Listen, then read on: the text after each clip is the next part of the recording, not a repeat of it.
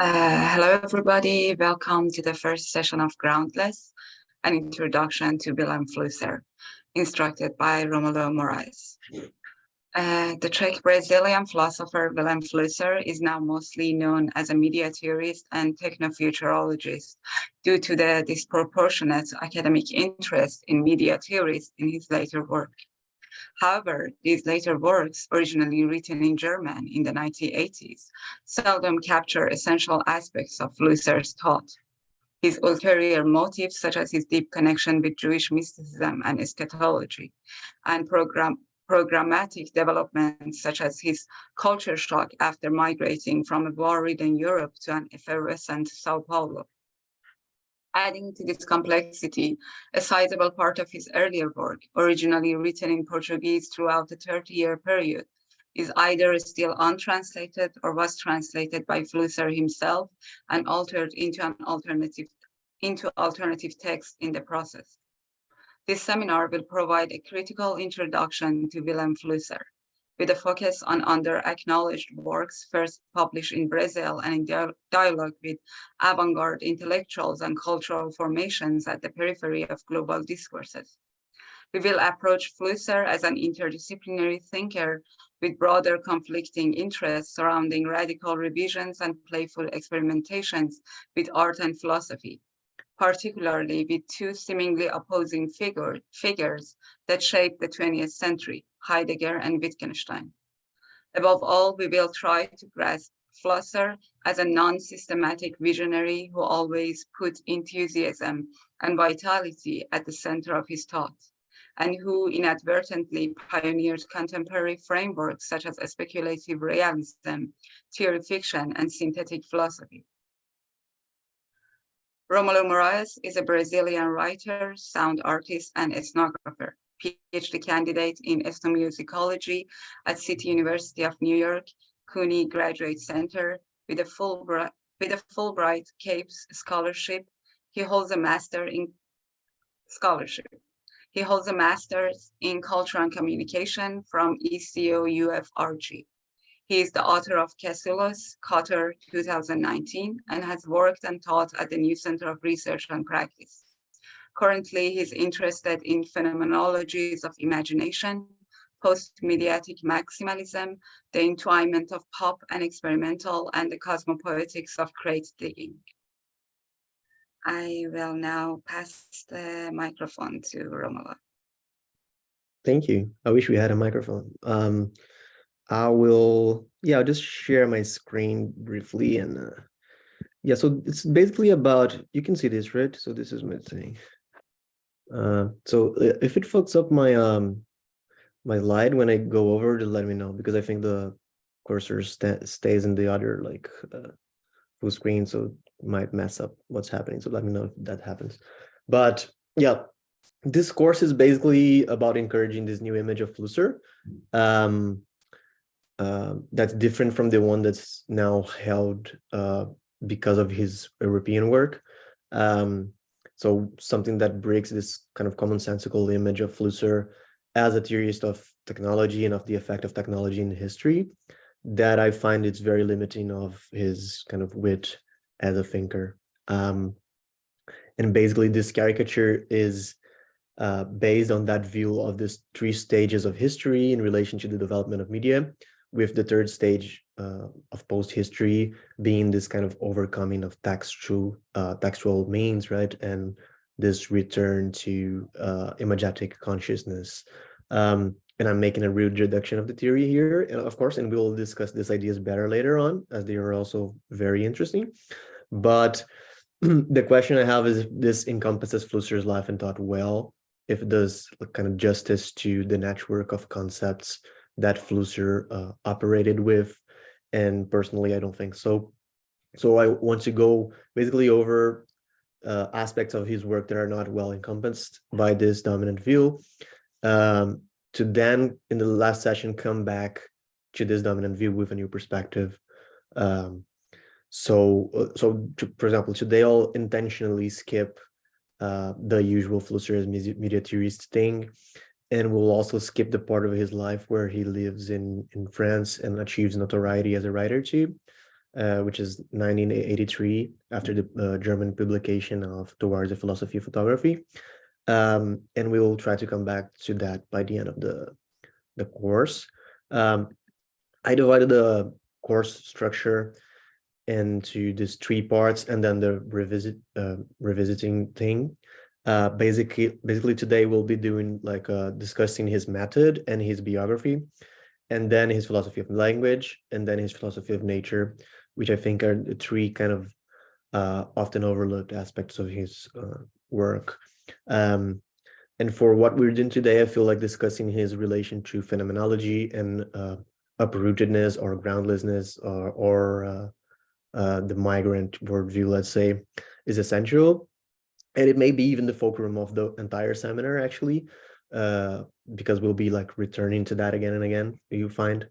And kind of a central part of Flusser's philosophical practice is his essayistic method, and the sort of explicit rejection of academic behaviors.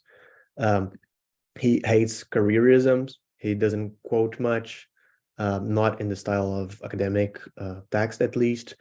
He doesn't pay attention to academic etiquette and the writing style of academia.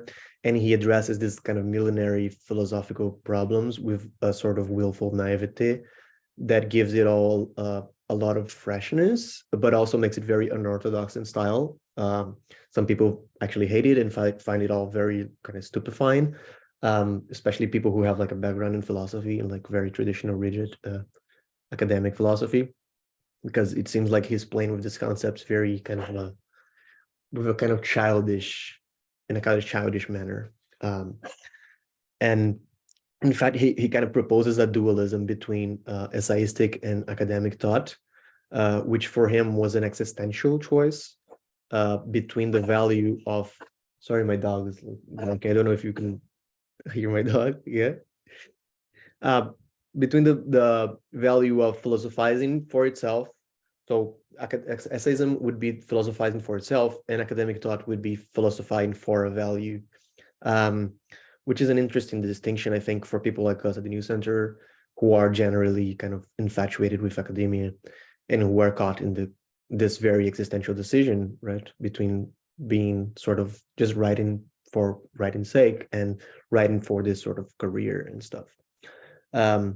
And Flusser thought not only like the academia in the humanities was unfavorable for creativity because it was like this bureaucratic structure at the end of the day, but that academic thought itself was a kind of relation to your objects of interest that worked against that very interest or engagement, which for him is central to philosophy. For him, philosophy is that engagement. For example, it's very hard to make a comic academic paper because of the very tendency of academic environments for seriousness, for example.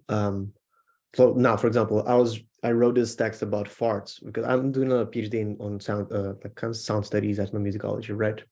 So I wrote this kind of paper on farts for a class, and but we are just saying like one line at the like. Oh yeah, thank you. Oh, is this better?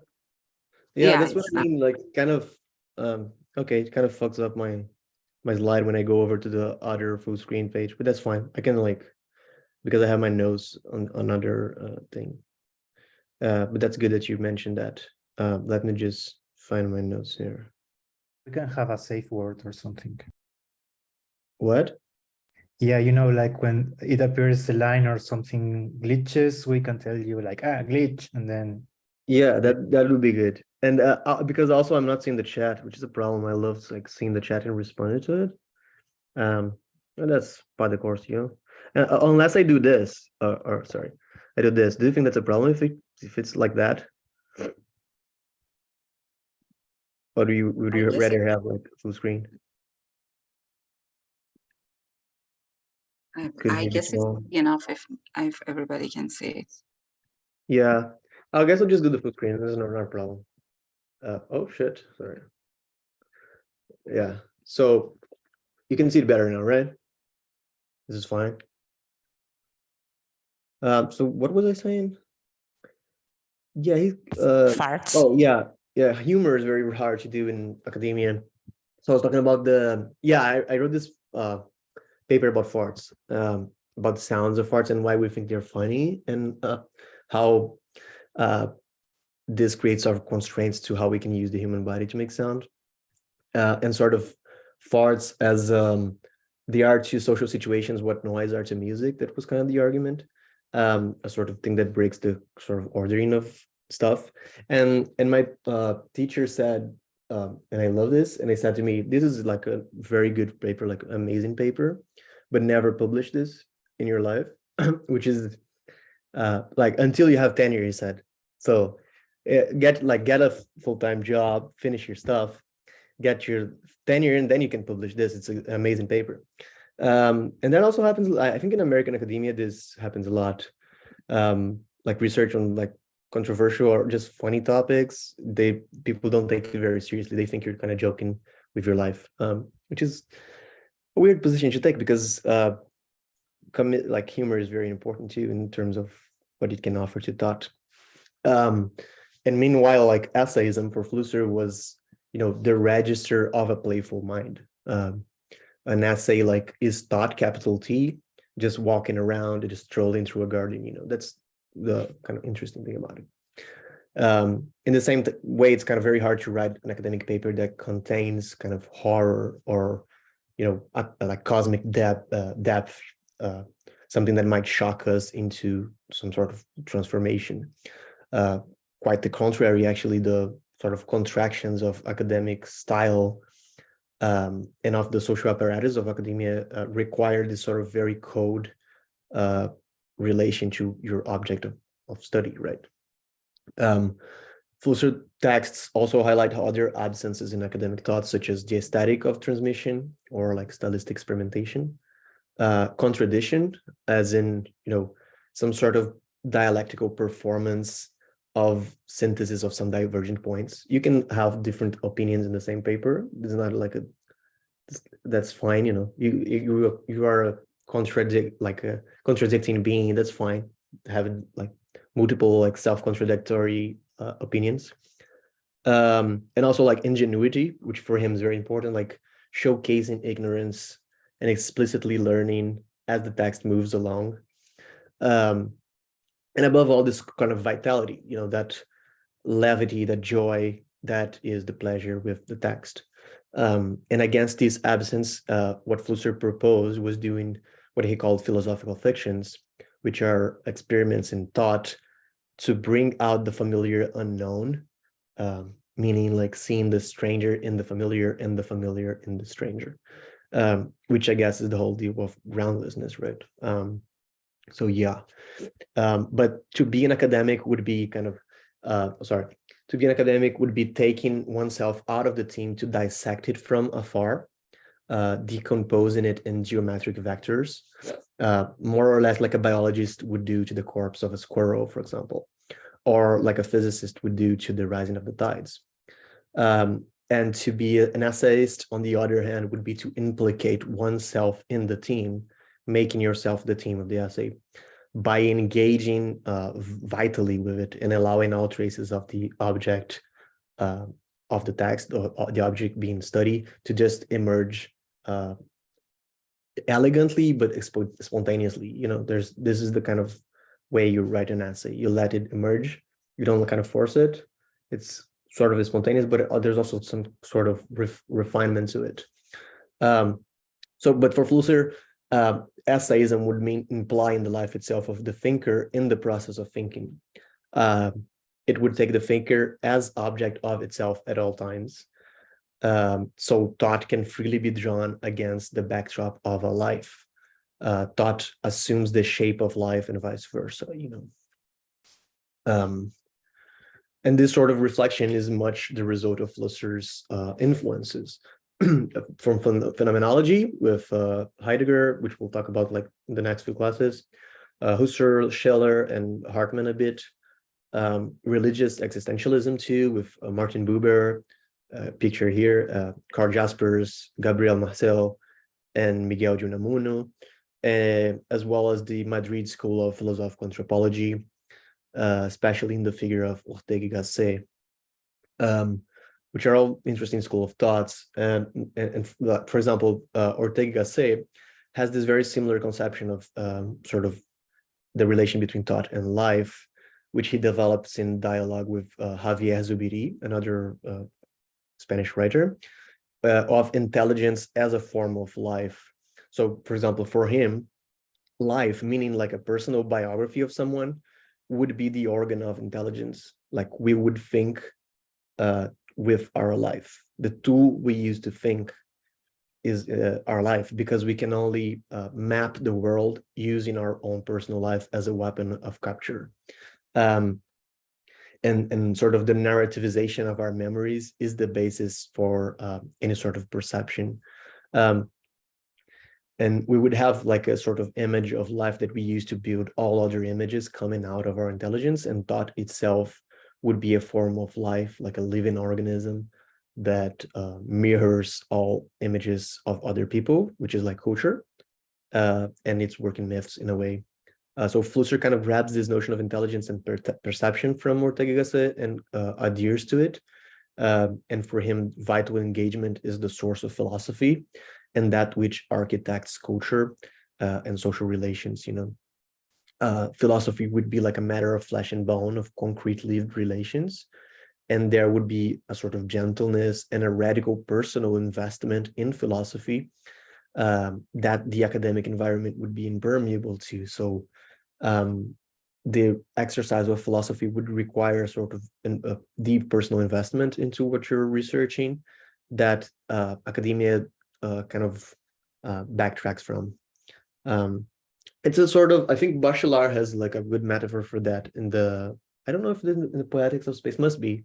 He's talking about the nest and how like the ornithologists don't really capture what would be like the real nest, the essence of the nest, and you'd better find the essence of the nest in the child that finds a nest in the backyard for the first time and needs to like develop an imagination of that and try to figure out what the nest is.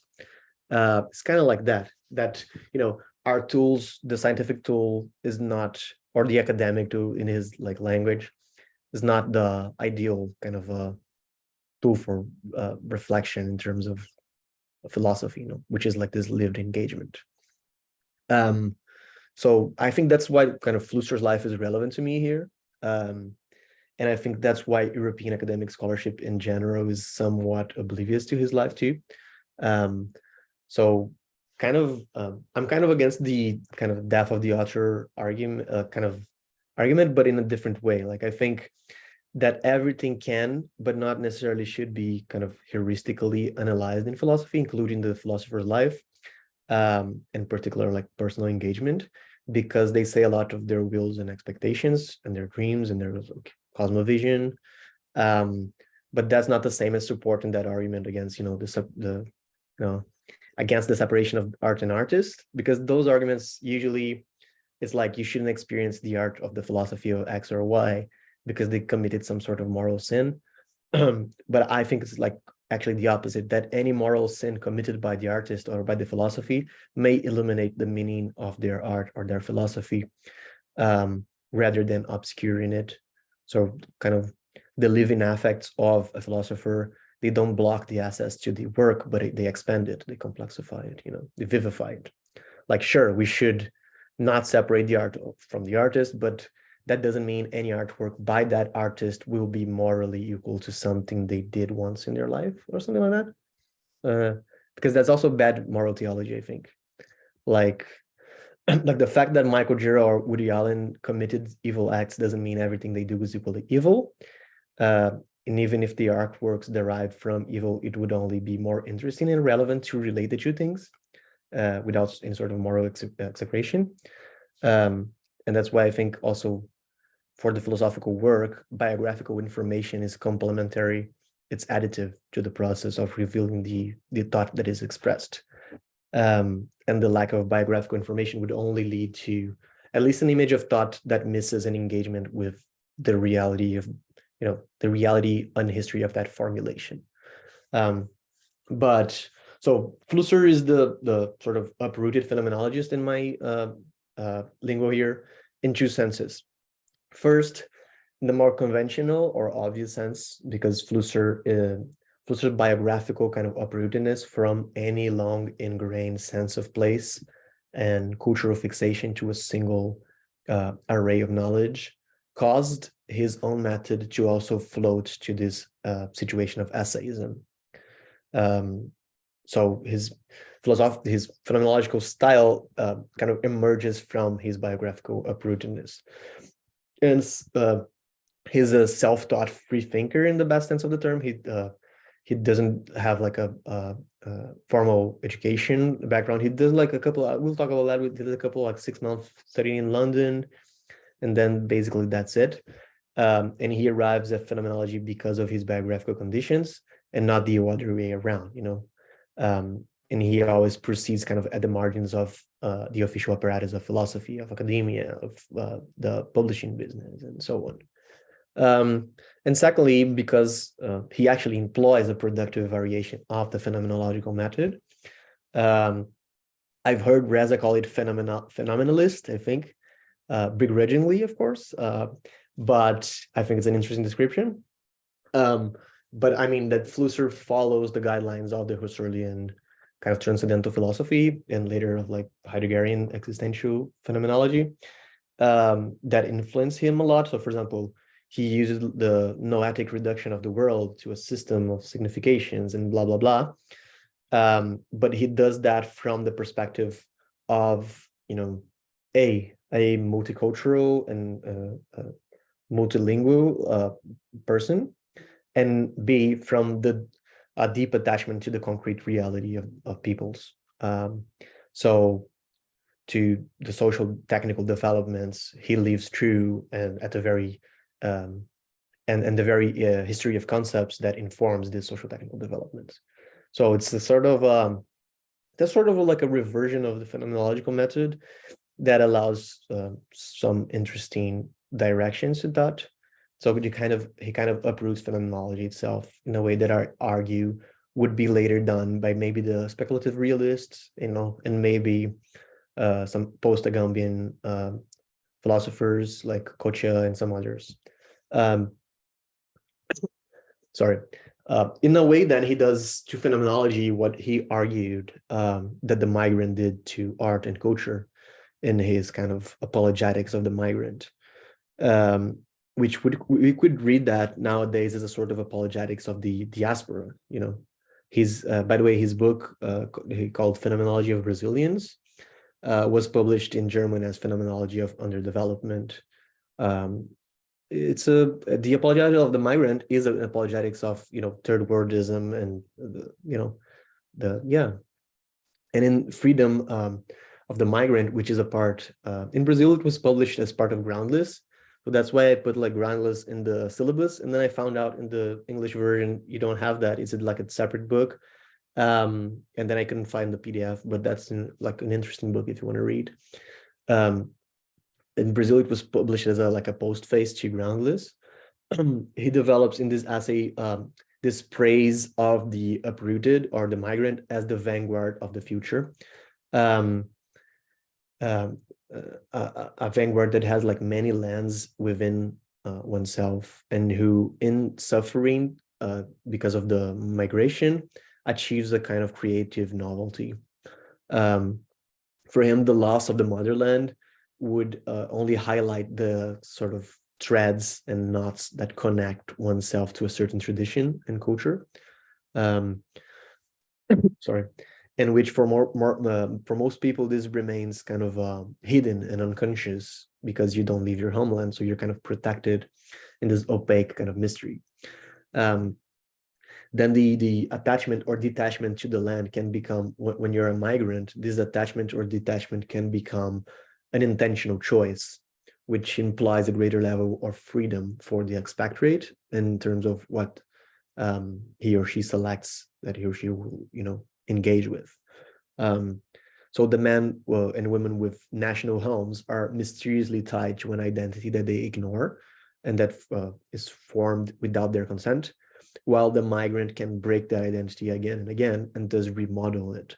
The migrant would be like painfully conscious of this identity, and some of the links it necessarily directs us to, but the migrant would now be able to remake the circumstances of the effects that link them to people, sensing the actual real connection to the lovers and friends and families, of that country, and picking the affinities that work best, that kind of allows the migrant to work freely from within an established sense of mystery and make that mystery explicit by selecting what's most interesting and blending it all and being kind of like a divine kind of curator to showcase this mystery as it happens, even to those who exist in the homeland. So the kind of like the diagram here that I made, which is kind of primitive, but I think it works, is that there's like the home or the Abde, the Heimat, right? Which within it, there's this kind of opaque sense of culture, which we don't know what it is if we don't leave the homeland. And this exerts an influence on the native.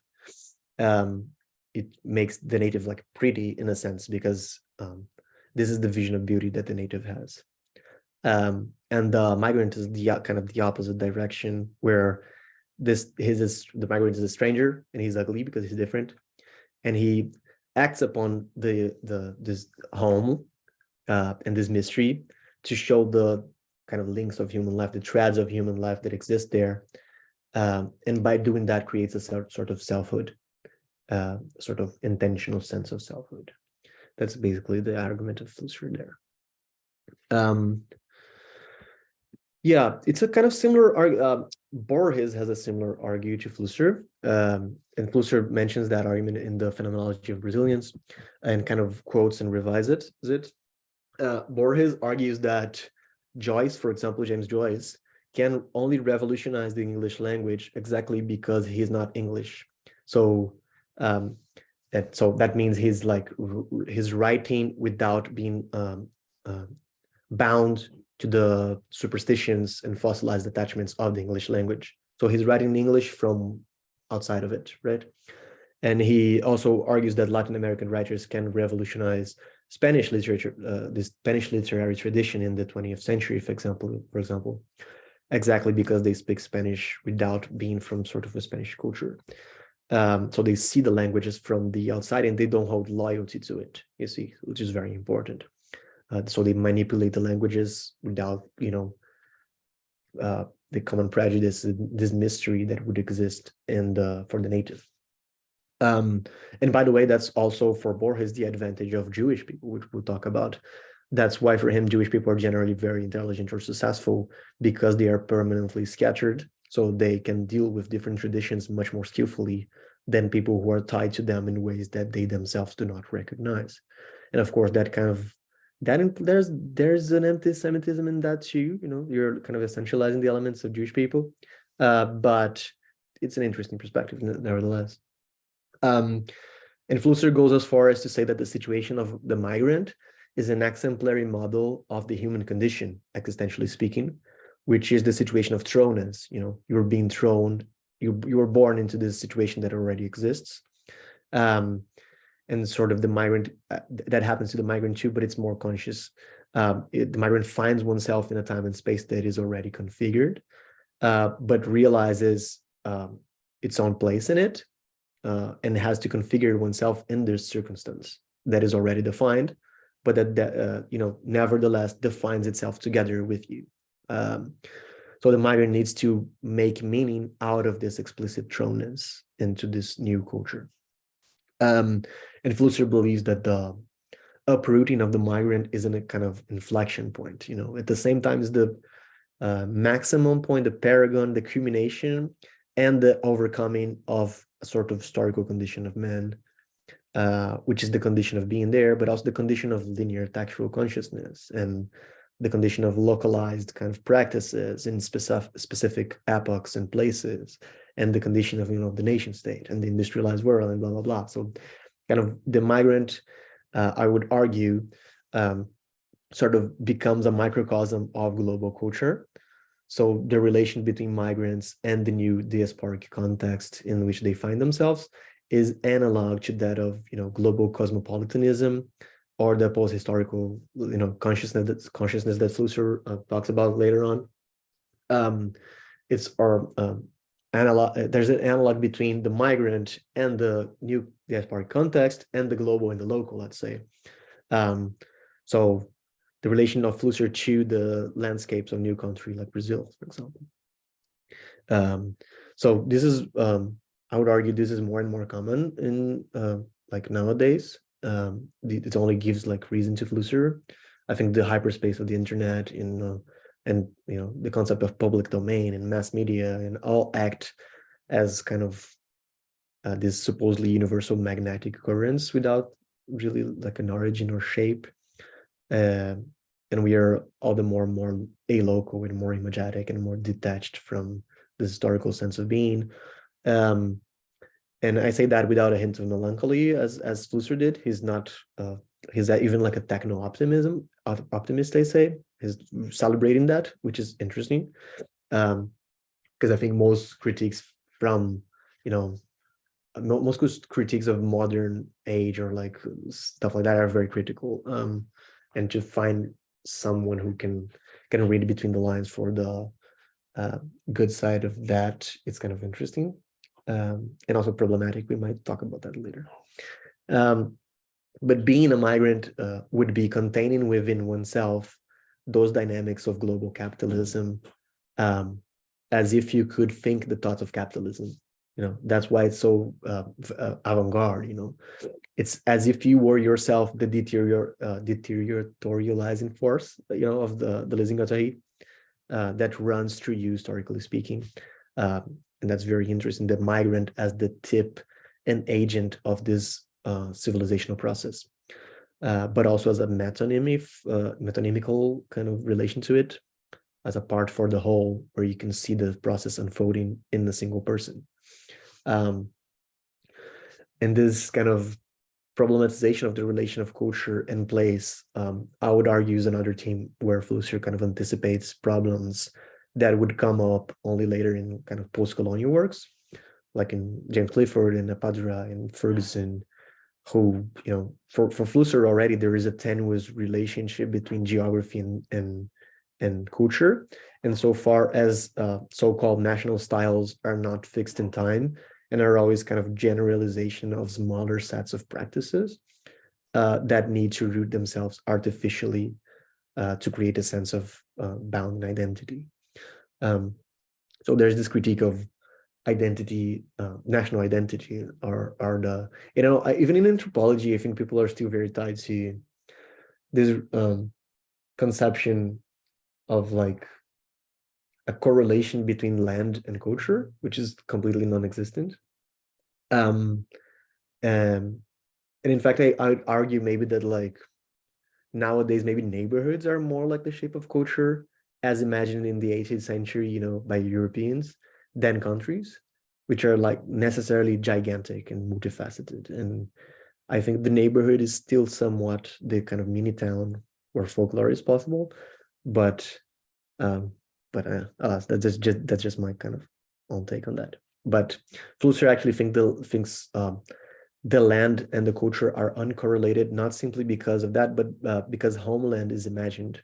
So homeland exists as an ideal juncture of images that lives like mental rivers, like they're located in the collective subconsciousness of a group rather than being a product of a relationship with the earth.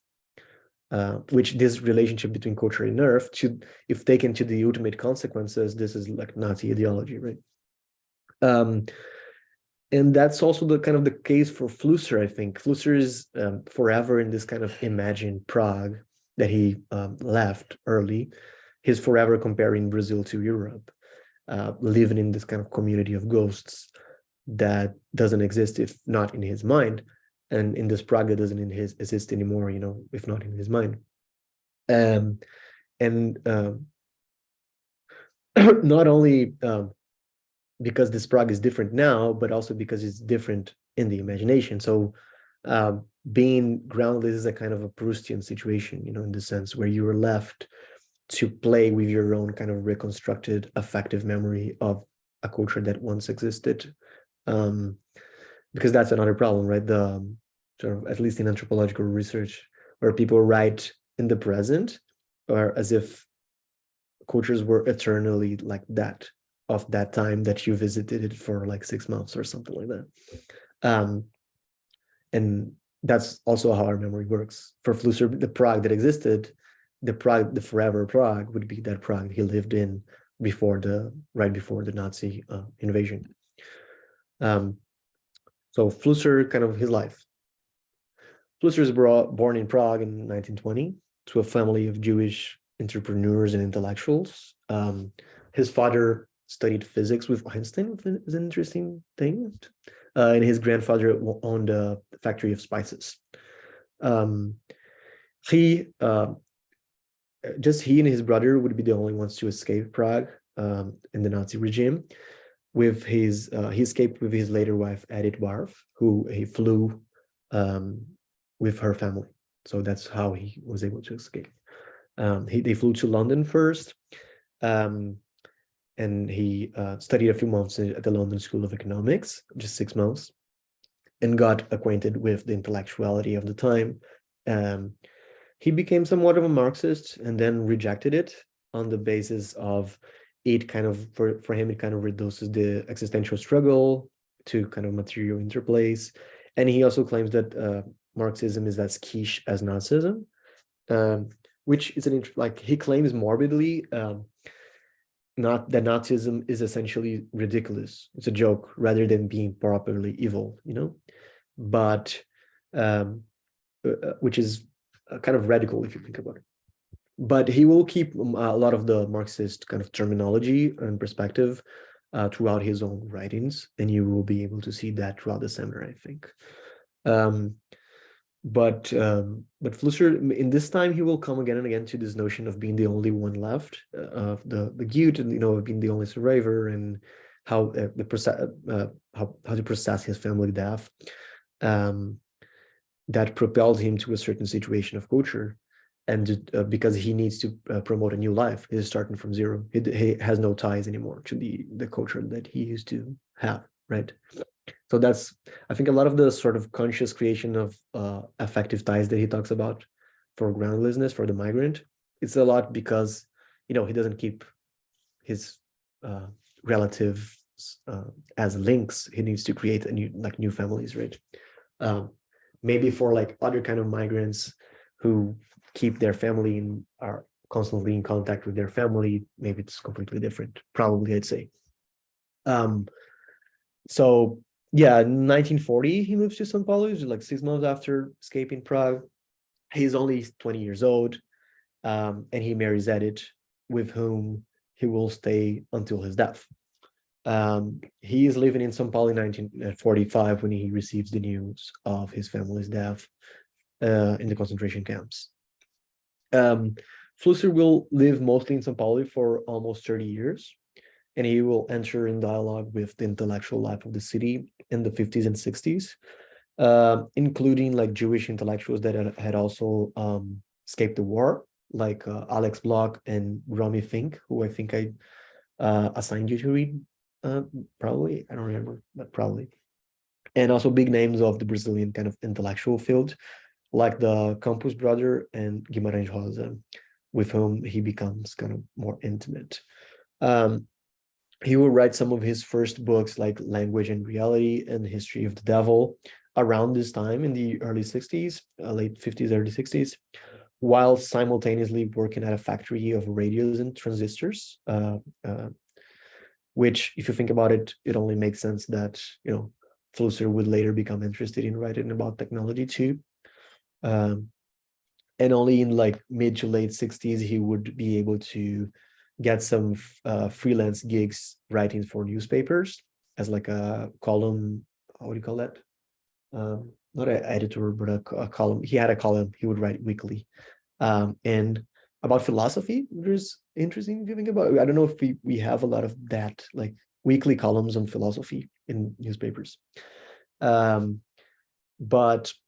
then he would, after that, he would be able to get some teaching jobs at the pretty alternative Instituto Brasileiro de Filosofia, the Brazilian Institute of Philosophy, which was founded by his friends Milton Vargas, Miguel Reale, and Vicente Ferreira da Silva, and was this kind of weird circle of right-wing intellectuals, like self-taught right-wing intellectuals, who at the time were creating their own para-academia of sorts, against the hegemony of the University of São Paulo, which is to this day the most important Brazilian university, both materially but also in terms of their influence. So University of São Paulo is usually what people think of when they think of Brazilian philosophy, and it's this very specific kind of philosophy, very rigid, very formalistic, very Marxist philosophy.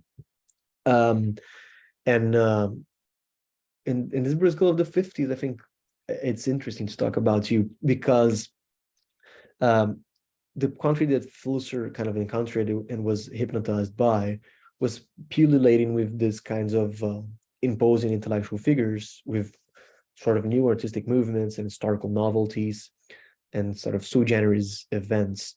From 1945 to the right-wing coup in 1964, Brazil would basically be born again as a modern nation, and live extremely fertile sort of dynamics of cultural invigoration. And so Brazil would develop its own kind of founding myths and traditions, its musics and its cuisines, and you know, this was very much a conscious project to design a national identities in the 40s, around like mid 40s, and then it kind of this gets organic and becomes sort of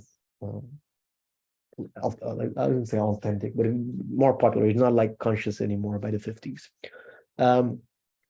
It's around that time that Brazilian authors would start kind of praising miscegenation as a result of, you know, Gilberto Freire's kind of sociology, the sociology of the 30s, which kind of praised miscegenation as the source of a kind of Brazilian ethos and quality of life. And kind of the quality of life, I mean, in the sense of like the characteristic of life, right? It's in the 40s that kind of 30s to 40s that samba becomes a national music, and in the 50s that bossa nova is born as a mix of samba and jazz that will come to influence American music a lot. And I think this will be the first time that a world music, let's say, and you know, world music is something kind of very racist, but it's still to use. That a word music has this effect of influencing back the metropolis. This is a very, very interesting. And in fact, Flusser has a very strong opinion of bossa nova as a type of like unheard of synthesis of popular and erudite and European and African that establishes a channel of communication between the elite and the masses. And for him, this had like a bomb effect, quote unquote, in the whole of Western culture. Which is very exaggerated, but if you want to think about that, it's kind of interesting too. By then, Brazil would also develop performative art forms based on the demands of participatory culture, with Cinema Novo and Teatro do Oprimido, the first being like a response to Italian neorealism and the French Nouvelle Vague cinema, you know, but with a third world mentality and materiality in mind. That was what Glauber Rocha called an aesthetics of hunger. And the second being a theory of acting, of theater, developed by Augusto Boal over a reading of Paulo Freire's Pedagogy of the Oppressed. And it was a theory of theater involving a kind of horizontal representations and kind of ludic games of mutual participation as a method of acting. And also the kind of democratization of spectacle over into social reality. So they would do like performatic gestures and stuff like that, and break the relation between stage and crowd, right, and spectators. It's also from 1956 to 1960 that the Brazilian government builds Brasilia, which is to be the new capital, right? And it's a sort of zenith of high modernist architecture, which is pictured here on the left. And this is like a Belmondo, right, in The Man from Rio. Good movie. I mean, it's a bad movie, but it's beautiful imagery. Yeah, Brazil is kind of synthesized out of thin air in the desert, and is a kind of megalomaniac project by modernist architects Lúcio Costa and Oscar Niemeyer, who maybe you may have heard of. So it's a kind of like an interesting avant-garde project of like giving full autonomy to this kind of modernist architecture to build the whole capital out of nothing and see what they make of. And the project fascinates Flusser as an example of the level of man's control over nature and of a sort of architectural formulation that is a type of writing too, because it expresses kind of direct semiotic meanings. Because the city, for example, is shaped like a plane, and its buildings also evoke like symbolic meanings. For example, these two, how do you say that? The plates overturned, one is overturned, one is not, and so on. So they have these imbued symbolic meanings that for Flusser are very interesting. It's also by then that Brazilian football kind of establishes itself as an hegemonic global force. Brazil wins the World Cup in 1958, 1962, and 1970, and becomes a first-time, three-time champions of it. And Pelé is hailed as a type of Beatles figure, kind of like becomes sort of very popular, extremely popular figure. Something that I would argue that to this day is without precedent, I think, in historical epochs. I mean, like a third world country or colony imposing a global culture, like a cultural hegemony or a main global character like that. I think that is the only time where that happened. Maybe you could argue that it is happening with K-pop, but I don't think K-pop is like a third world country or a colony anymore in this sense, and I think Hobsbawm makes somewhat of that argument, I believe, saying that Brazilian football was an exception to the sort of cultural industry that called for the success of cultural projects from the metropolis. And Flusser was also very impressed with Brazilian football and what it said about the Brazilian worldview.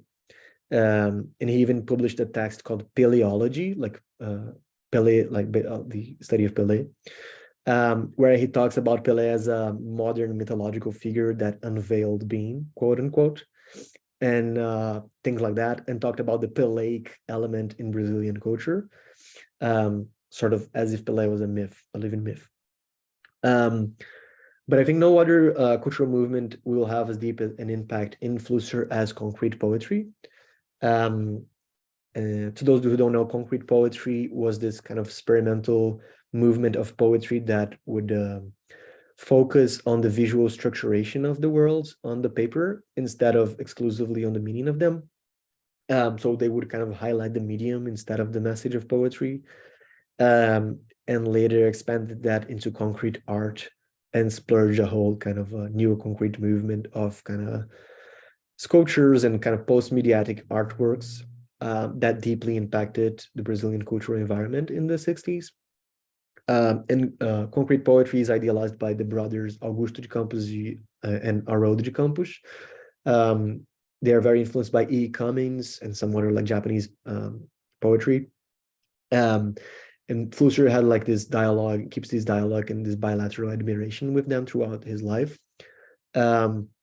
Much like Flusser, the two brothers spoke dozens of languages, and they argue for this experimental idea of translation, which involved the free operation with the elements of the text, which they call like transcreation.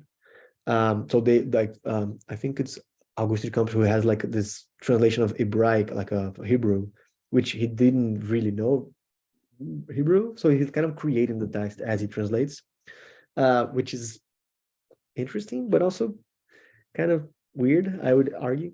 I mean, some people love it, some people hate it. That would be very interesting to Flusser, as we'll see like in the week about philosophy of language. But more than that, concrete poetry represented for Flusser a rupture in the sense that it did for literature what abstract painting did for the visual arts, except in the other direction. Like it showcases the verso of that which the art should represent, while abstract art represents like the gestalt, like the internal imagined world that is experienced by the viewer when contemplating a painting, concrete poetry would represent the kind of non-semantic or pre-semantic value of words, of the paper, of the material, and they would catch, for Flusser, catch the worlds before their meaning forms, which is, for him, is also without parallels. Order dialogues are also very important to Flusser as they appear in Groundless. Milton Vargas, for example, here in the top left, he was an engineer by all standards, a geologist, specializing in electricity, but also had a very curious philosophy of technique that for me is very, mirrors a bit Simondon's, which is, if you think that Flusser is a little bit like Simondon, I think there are a lot of parallels you can trace. And I think Milton Vargas has a place in that. And he heavily shaped Flusser's own engagement with technology. And Milton was a kind of a technocrat, someone who thought that governmentality would become obsolete and believed in the kind of development of mechanical arbiters for political decisions. And he would help build like power plants. That's his kind of legacy. He's not that much of an intellectual legacy. He's more like material legacy, engineering legacy. But funnily enough, he was also a Nietzschean and a Jungian, and he called for like an irrationalist. Flusser called him an irrationalist, and he was interested in, he called for like the emergence of these repressed evil forces in the underbelly of civilization. And this combination of like Nietzscheanism and kind of technicality makes Flusser suggest that Vargas was in favor of Nazism, that he was a crypto-Nazi. And it's funny that like afterwards, Flusser was very surprised that his friends, he wrote this Groundless for his friends as a like an homage to his friends, to their life too with him, as if his life was actually the life of his friends put together. And then like Milton Vargas and Vicente Ferreira da Silva and some others like this, they hated the texts and they cut ties with Flusser. And he was surprised by that, like, oh my God, please like help me like enrich the text. Please tell me what you think is wrong with it. And in the text, he's like literally calling the guy a Nazi. So you wonder why he was pissed. Yeah, they didn't like the portrayal that Flusser made of them very much. Vicente Ferreira da Silva here in the middle, top center, was maybe his main philosophical influence. And he was a pioneer in analytic philosophy and in the study of symbolic logic in Brazil. He translated the Principia Mathematica of Whitehead and became Quine's assistant. But he would later abandon logical positivism and get into German idealism and existentialism and phenomenology, and also comparative mythology. He was very connected outside of Brazil. He knew Mircea Eliade and Gadamer and Eugen Fink, and he organized, and Julian Marias. All these people were very influential to Flusser's work. And he went to these congresses representing Brazil, these congresses that had these people. And he created this sort of, this mix of weird kind of semi-pseudo mathematical abstractions with a violent, like pagan Heideggerianism. I recommend it, like read it. It's interesting, but it's kind of weird at the same time. And it's like a kind of cosmogonic Heideggerianism, let's say, that recently actually was retaken up by the Brazilian right wing, in the figures of like Olavo de Carvalho, which I don't know if you know, but yeah, kind of like a Brazilian guru, kind of like a mix of like, I don't know, it's not like Stephen Bannon, it's like worse because it's way more influential. But this guy was praised by Dugin too, for example, Vicente Ferreira da Silva. So you can kind of see where that goes. Maybe we can discuss more about Vicente if we have time later today, but yeah, he's kind of like a crypto-fascist. These guys were the ones that, this three on the top, the ones that founded the Brazilian Institute of Philosophy, which Flusser taught at. They were all kind of right-wing. Another close friend of Flusser was Dora Ferreira da Silva at the bottom center. He was Vicente's spouse, wife. And she was not a philosopher, but a poet. And she translated Huke and Jung. And her own work was actually very, very interesting. Very kind of minimal, kind of precise styles of verses. and also very mystical. She had like these mythological themes at the same time, in a way that I think we could compare to Clarice Lispector a bit, or in a non-Brazilian settings, maybe to Adam Zagajewski, the Polish guy. She won the Jabuti, the Brazilian National Award for Poetry 3 times, and saw more success than her husband, and more than Flusser probably. And it's kind of strange to think that she's Vicente's partner, because his work is way more reactive and explicit in its kind of conservatism. But it also makes sense if you read her kind of cutesy fairy mysticism as also the hidden inscription of the political freakishness of that Vicente expressed. She's kind of like a mystical girl doing this kind of interesting poetry, beautiful poetry, but also this highs. There are some quiet kind of weird stuff implied in there. But alas, you shouldn't trust this my gross misconstruction. You should consider the work on its own. There's really some interesting stuff there if you want to check it out. Flusser also became very close to the immigrant artists of São Paulo, painters particularly like Mira Schendel and Samson Flexer. Mira is in the bottom left here, Samson in the bottom right.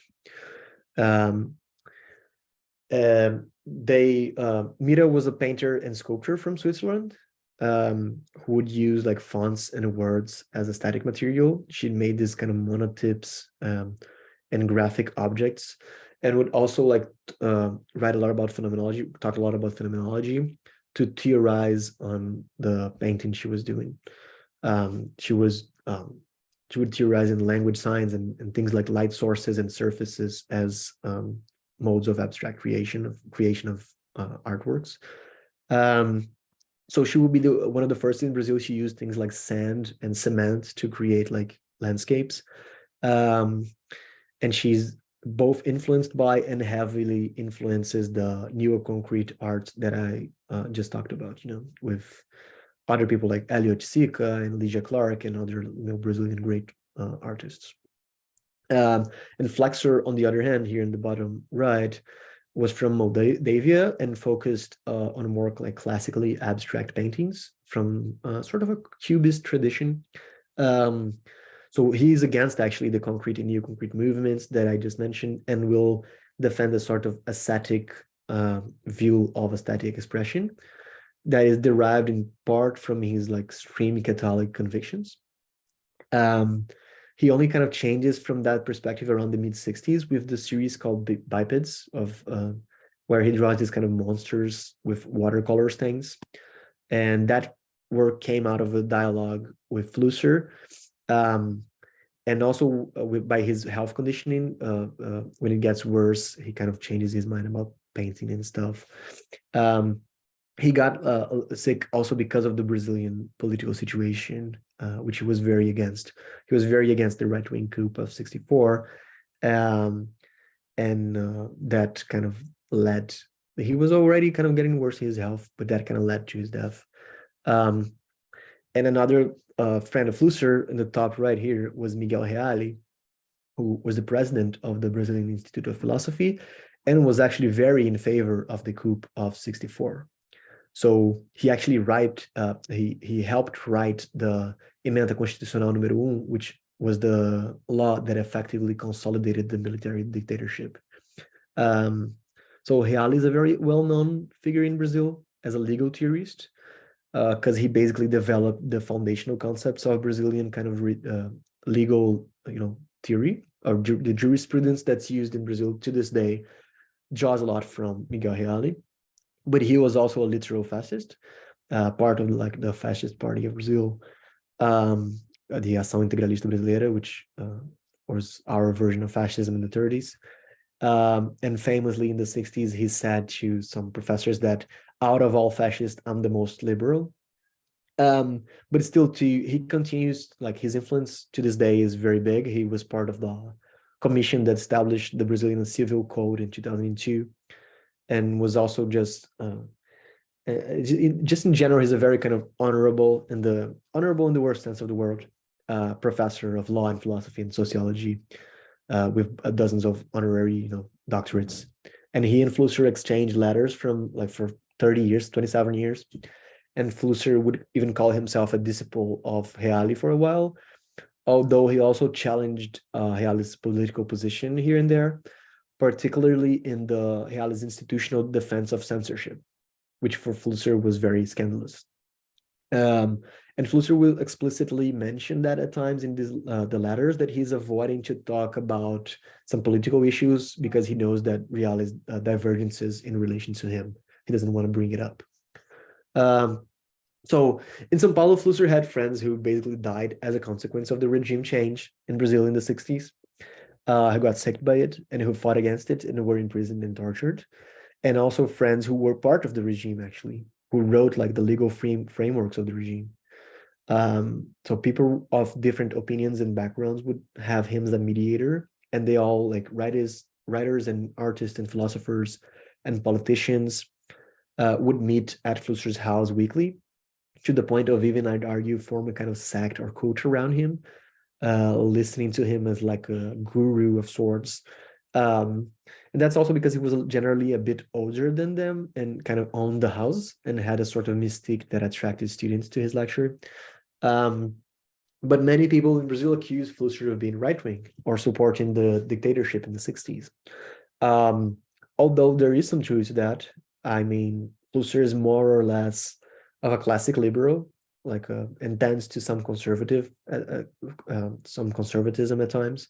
And he deals with authors that also have this kind of religious view of consciousness and personhood. But I think it's slightly more complex than that. First, I mean, because in 1964, many center and center-right people supported the coup in Brazil as a way of avoiding what they saw mistakenly as a left-wing kind of overtaking of the state. And the so-called Udenistas, who were the center-right at the time, as well as people like Juscelino Kubitschek, which is the president that built Brasilia. And he was kind of like a left industrialist, left nationalist. He also supported the coup, which would be like the 6th or 7th in the last 10 years. So it would be normal.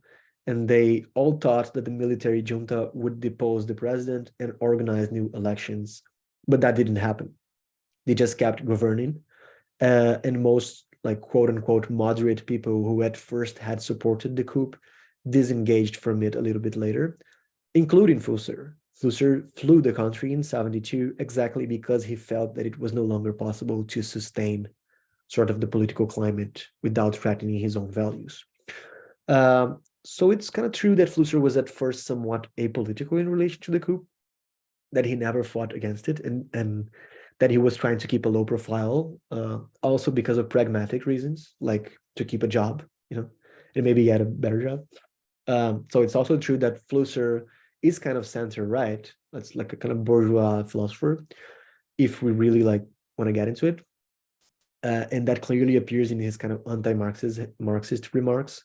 But I think reality is always more complex than that. And this sort of kind of formal boxing of Flusser, more than seeing himself as a public actor, Flusser saw himself as an immigrant that needed some sort of income and stability, that he didn't have like a family. He didn't have another country to go to. He didn't have he needed to protect his own family after his own family had been murdered by dictatorship. I think actually a more interesting question is, how does this political perspective of his affect the underlying notions of his philosophy, which is still a question to be answered. For example, I mentioned that Flusser is also always like a sort of hyper optimistic about the future of technique and the social and cultural consequences of the acceleration of the development of technology. And he always finds like good or creative ways out of the pessimism that's so characteristic of conventional Heideggerianism, right? So Flusser kind of doesn't go with the enframing, the Gestalt critique that Heidegger describes. Much like he reverts phenomenology, he reverts that too. But he actually focuses on the potentialities rather than on the limiting factors of each invention. And he's always open to the transformation and the current paradigms of, the manipulation of tools. So what does that say about his political inclinations? How do, political inclinations also mold this tendency of the writing. I mean, maybe that's kind of right-wingish, maybe not. Acceleration, there is left and right accelerationism after all. There is a sort of naivete there is an ingenuity to the argument. There's not even like a position, it's just him being kind of optimistic and open about the future. But this is something to discuss. And a second interesting question, I think, is also how much his politics were defined in opposition to the University of São Paulo professors who he personally rejected, So Flusser was, by most accounts, a very difficult person, very stubborn, with very many idiosyncrasies. And his personality found him getting into clashes with other professors all the time. And one can see that in the interviews about him that were developed by a student in 1990. My favorite being José Janotti's, who is I don't know if we have time to play this, but let's see. José Janotti is the first Portuguese translator of Wittgenstein, and an important figure in the University of São Paulo milieu. And in this interview, it's an interview to talk about his relationship with Flusser, and he calls Flusser like semi-literate, and he's kind of almost unable to utter a single positive word about Flusser through the whole 30 minutes, even though it's an interview about Flusser. And because Flusser made a public critique of his translation of Wittgenstein, which was bad, and he admits in this interview that it was bad. And yeah, it's an interesting interview because it's kind of like there's this ambivalent position where he's in a position where he needs to praise Flusser, but he's incapable of. So he's making this kind of, how do you say that in English? You're biting, and in Portuguese we say we're biting and blowing at the same time. Like you're critiquing him and praising him, critiquing to praise, but actually you're just critiquing, and it's kind of funny. And it showcases a lot of the resentments of the kind of academic class in Brazil by the time. And we can go over the interview if we have time in a moment. But all the other interviews too, like there's an interview with Dora Ferreira da Silva and an interview with Humberto de Campos. They are all very uncomfortable. They're all very unsettling. It's as if they weren't there by accident or like were being forced to talk about Flusser, as if they hated Flusser and were being just obliged to say some positive things about him. And you see, Flusser talks a lot in the letters and in the some of the essays about being undermined by colleagues when he was invited to teach a semester at the University of São Paulo. He was an outsider and people just ruled him out on the basis of academic circle jerking. They argue he didn't have a degree, which he didn't, but it didn't matter at the time. And in fact, Janotti admits in this interview, they just had this very strong bias against Heideggerians and a strong bias against non-Marxists. And they were actually very much more influenced by the French tradition. They even called themselves "we the French," like the how is it called? It's the Ultramarines, French department. It's the University of São Paulo. That's how much they're influenced by the French tradition. And Flusser was not from that tradition, was not from that sort of method of philosophy. So so I think you might also just consider that, how much that doesn't go into the politics of Flusser. The sort of resentment that builds from seeing this upper class academic leftists create kind of sabotaging others for the sake of their career. That's also, I think, important in terms of how the politics of Flusser develops. It's kind of under the spell of under the spell of the cultural innovations of Brazil of the 50s, and mixing them with both this set of personal resentments and this kind of latent techno-optimism that Flusser writes his philosophy of Brazilians as the man of the future, which is a very kind of sarcastic and critical of Brazilians, at the same time that it makes the kind of a suprematist glorification of the country.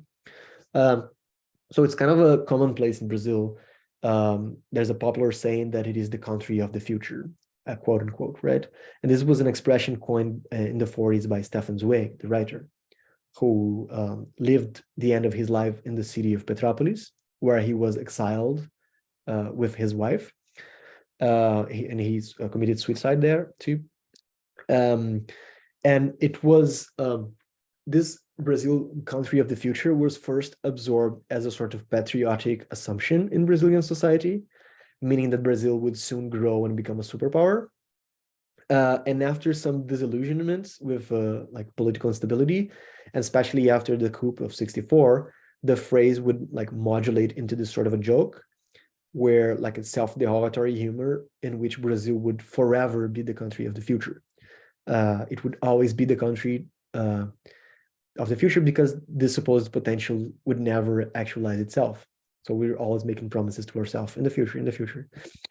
And Flusser, on the other hand, saw this as an ontological classification of Brazil, meaning not that Brazil was in a given position on the scale of development that could or not reach the future, but that Brazil was essentially a country of the future in terms of mindset and spirit, a country of expectation and openness and of projection and hope.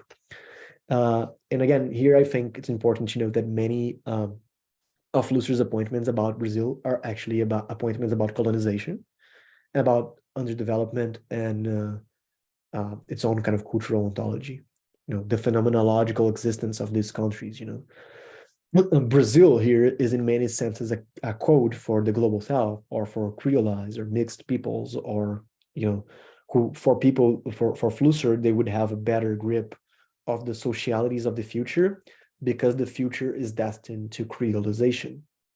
So it's like that Edward Glissant argument about how creolized people, such as those in the Caribbean or African Americans too, they had this sort of antivision of historical realities that were soon to be, because they had already suffered the processes that mark those realities.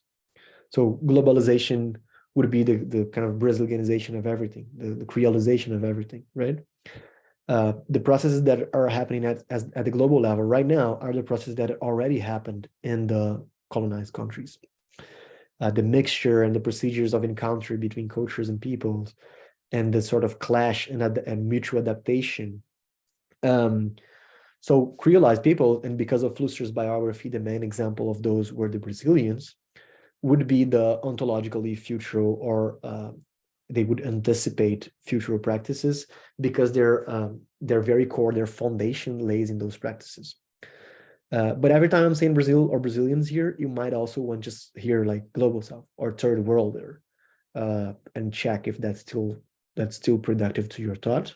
It will probably still work, I think. That comes up more recently in Brazilian theorists, I think. For example, in the work of Paulo Arantes, who, I don't know, maybe you know him, J.P. Caron likes him a lot, I think. But he claims that Brazil was a kind of a laboratory for the practices of globalization that we are now seeing all over, but that this was a problem, actually, because it made the universalization of Brazilian social malaise. So with the problems of Brazilian society are now global, like inequality and violence. So it meant that Brazil was the curse of the word, actually. Brazil was like, instead of being seen as a positive thing, this was seen as like as Flusser foresaw, this was seen as a kind of a curse. Because we still don't have like a solution for the Brazilian social malaise. So the word is kind of screwed.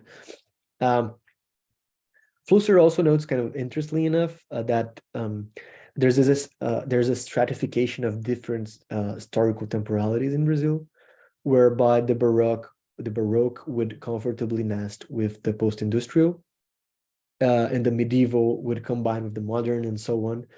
And that in terms of both culture and art, and of social relations too. For example, an engineer that develops a complex technological system as a day job might go home to a besieged favela where armed gangs follow a kind of feudal pattern of vassalage and punishment. And kind of sexual revolution might fully live alongside, above and below, and within and around some pre-modern religious moralities.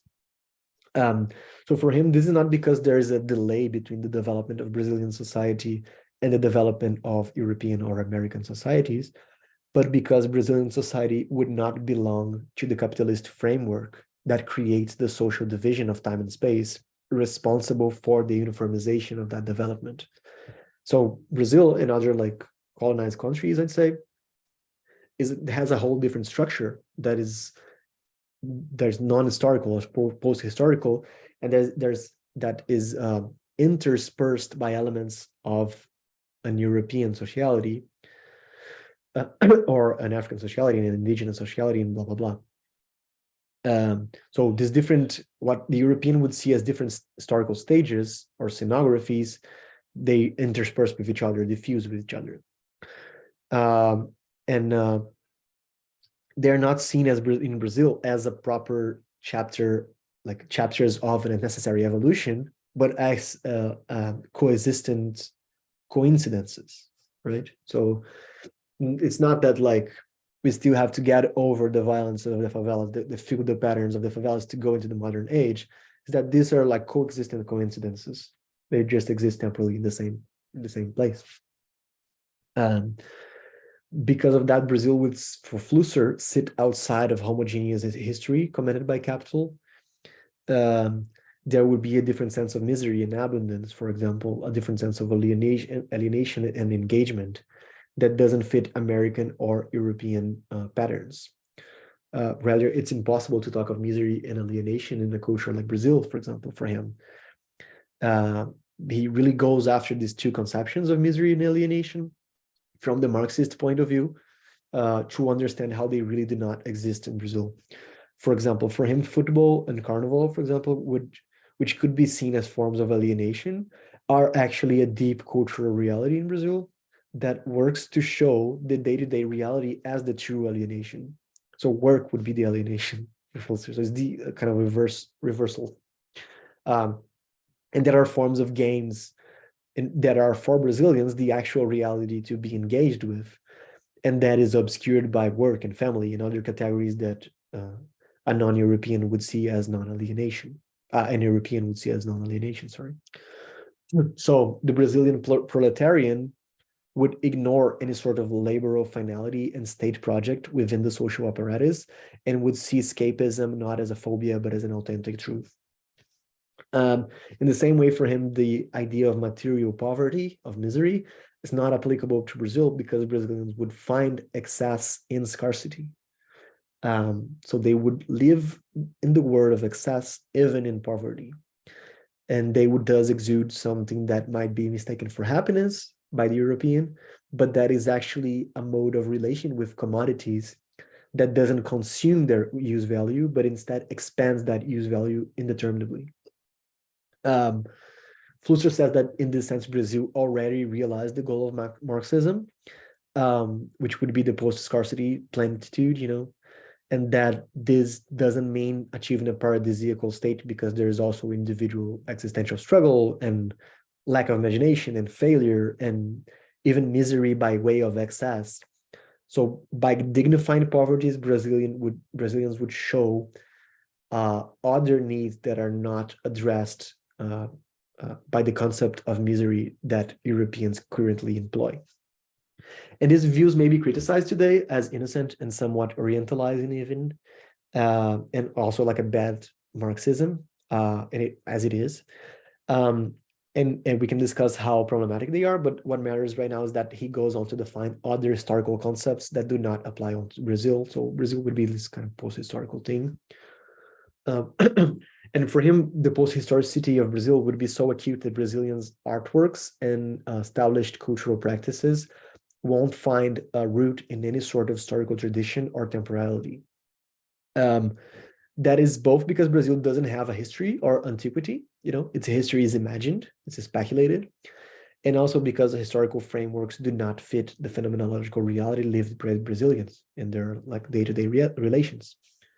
So Brazilians will often postulate a borrowed or fake tradition from Europe and tie it to a completely different set of works or practices just as a way of naming or conventionalizing styles so that they don't become unruly and so that they can be like read by Europeans. And the perfect example of this for Flusser is the Barroco Mineiro, which is I show here, which is the Baroque from the state of Minas Gerais in Brazil. He compares this type of Baroque with the Baroque he knew in Prague and finds it kind of laughable because not because this Brazilian Baroque is a lesser version, but because it for him is a completely different thing that is in many respects even antithetical to it, and it's way more beautiful and way more sensible and way more singular. So while the Baroque of Prague here is composed like marble, the Baroque of Minas is composed in wood, you see. And while the first is like monumental and rich and stuff, full of gold and kind of enriched patterns, the second is kind of shy. It's kind of like in a small chapel in the most provincial countryside ever. And is even somewhat minimal. There's a different kind of tone of white. It's kind of interesting. And the benches are kind of like very minimal. It's kind of a weird kind of Baroque. And the only comparison for him are like the spiral forms at the borders. Just the spiral forms. That's the only thing that for him is comparable. And the conclusion that he reaches is basically that this is not the Baroque, but is beyond European categorizations of art phases, and is in practice oblivious to it. It even names itself in terms of those phases, fitting like a borrowed tradition, but just to like they're just borrowing the names so that this frees them to do whatever they want. They use excuses like lack of resources. That's Flusser's argument. This is just an excuse. They are doing something entirely different. It's not that they are incapable of doing the Baroque from Prague. It's that they're doing something else totally differently, and using the name to justify, the new aesthetic contours that they're putting here. So they don't need to respond to a tradition anymore. They pretend they're doing the same, doing something else totally different. And the same process that Flusser identifies in Barroco Mineiro repeats itself in other Brazilian art forms with more self-consciousness in the 1920s modernist ideology of cultural cannibalism, and in the 60s pop culture of Tropicalia, the Portuguese Tropicalia. And we can also talk more about that if we have time later today, if you're interested. But for now, let's just move on. Otherwise, we will have no time left. One instance of this borrowing of names and remaking of contents that Flusser highlights especially is the case of writer João Guimarães Rosa, who Flusser becomes intimate with and who becomes a sort of symbol of the post-historical situation that Flusser was imagining, and also influences his idea on language a lot. In The Devil to Pay in the Backlands, Rosa revolutionizes Brazilian language in a way that I would say is comparable to what Ulysses did to the English language. Flusser traces this parallel too, but enforces Rosa above Joyce, because he would be even more mythically foundational to for what he speculated would become the Brazilian language. So in Groundless, Flusser talks about Guimarães Rosa as a sort of physical incorporation and potential savior of a Brazilian language. And in this sense, also a savior of human culture, because Brazilian culture would be the model for future human culture. So Rosa would be a sort of word historical and character, and he would have this sort of ritualistic engagement in and against Brazilian reality in order to refine it and create it in the image of his books. So he's the kind of mythical figure for Flusser, I'd say. And in Rosa, there's also kind of this attitude towards nature that Flusser characterizes as properly Brazilian. He says that Brazilians integrate nature as animals do, which sounds very racist, I know. But what I think he means is that, and he clarifies that well, is that non-humans like animals and vegetable beings are also taken as culturally enriched beings in the books. Beings who are part of life worlds of their own, in which Brazilians are only a small part of. And this is another way in which Flusser kind of pioneers movements like the Amerindian perspectivism of Viveiro de Castro. And we'll catch up with that a little bit later in the third session when we talk about like his philosophy of nature.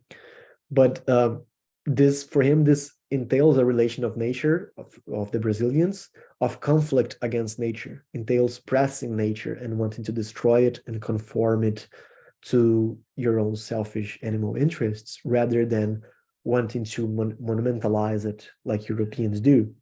So For Flusser, Europeans would make nature a form of art, an artwork. They would self-separate from nature, and nature would become a form of art. And Brazilians would instead be fully involved in the multiplicity of nature, and thus see it as a routinary kind of element of a set of things happening that needs to be kind of fought against, because you're just one of the cosmos, as one of the worldviews that lives within it.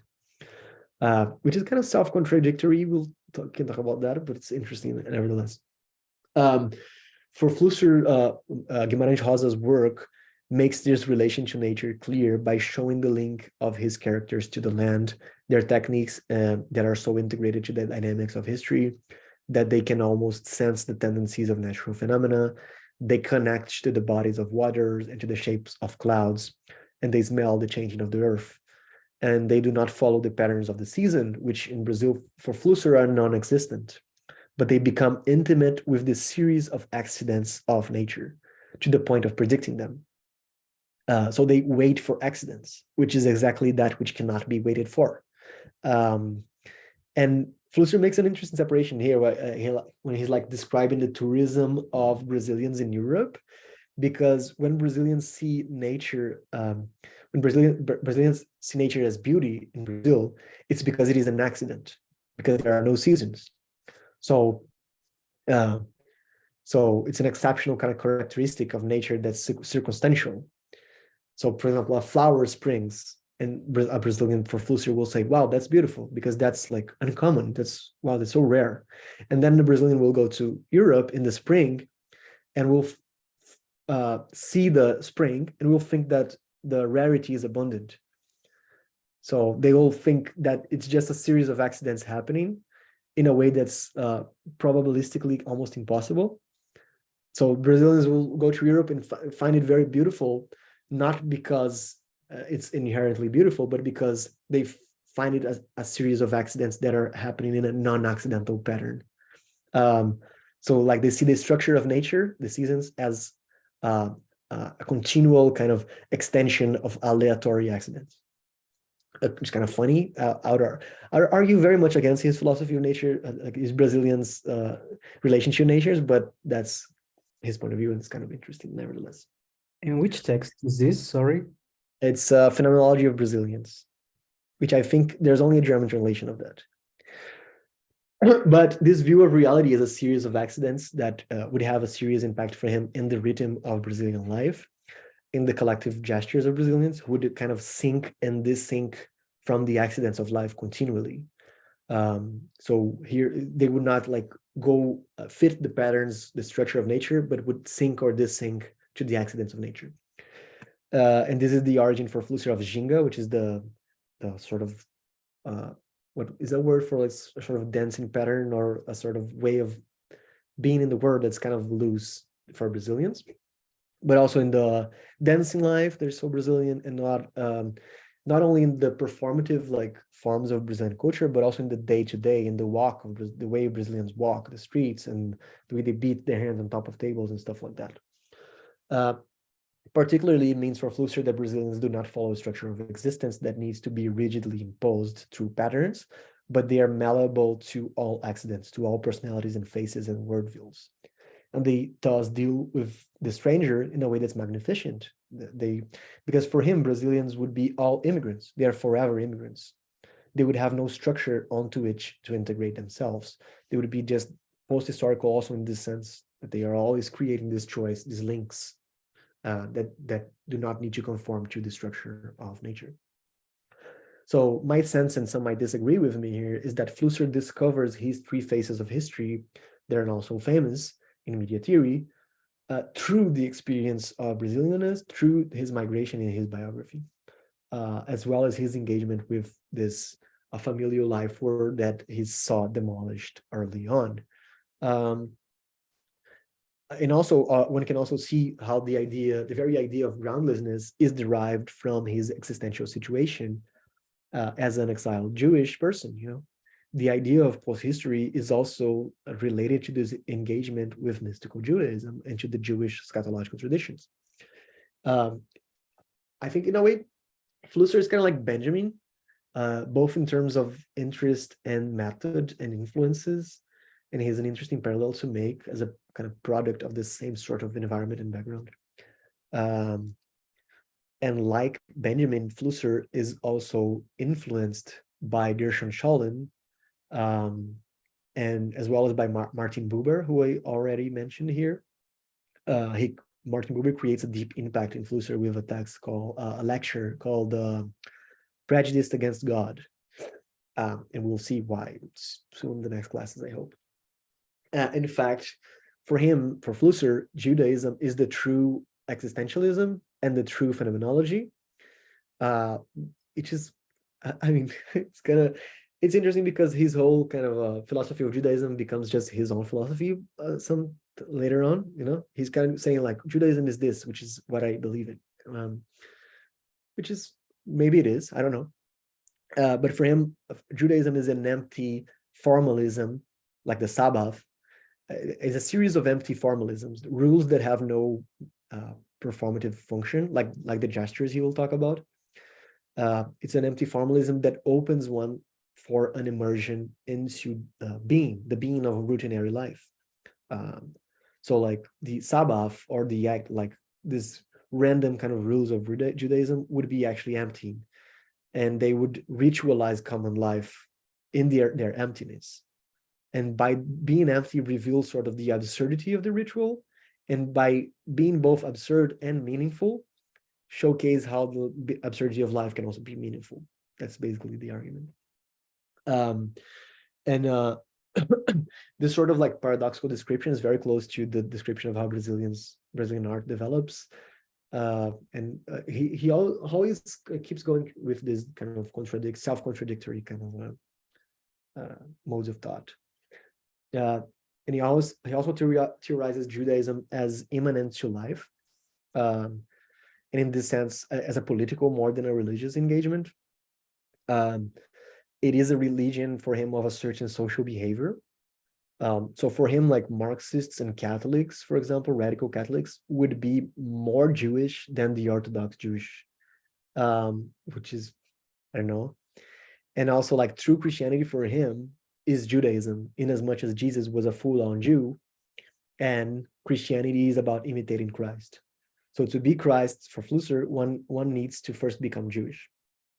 So he has this kind of intertwinement of the Jewish tradition and the Christian tradition, which he loves, and kind of Christian mysticism he's into. They intertwine in his idea of what Judaism should be.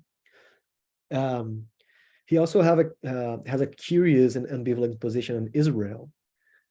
He's against Zionism because for him, it fixes a perfect idea of Judaism and the promised land in the imperfect nation state of Israel, which is full of like practical concerns that are the opposite of Judaism's purpose and opposite to the very development of the notion of a promised land.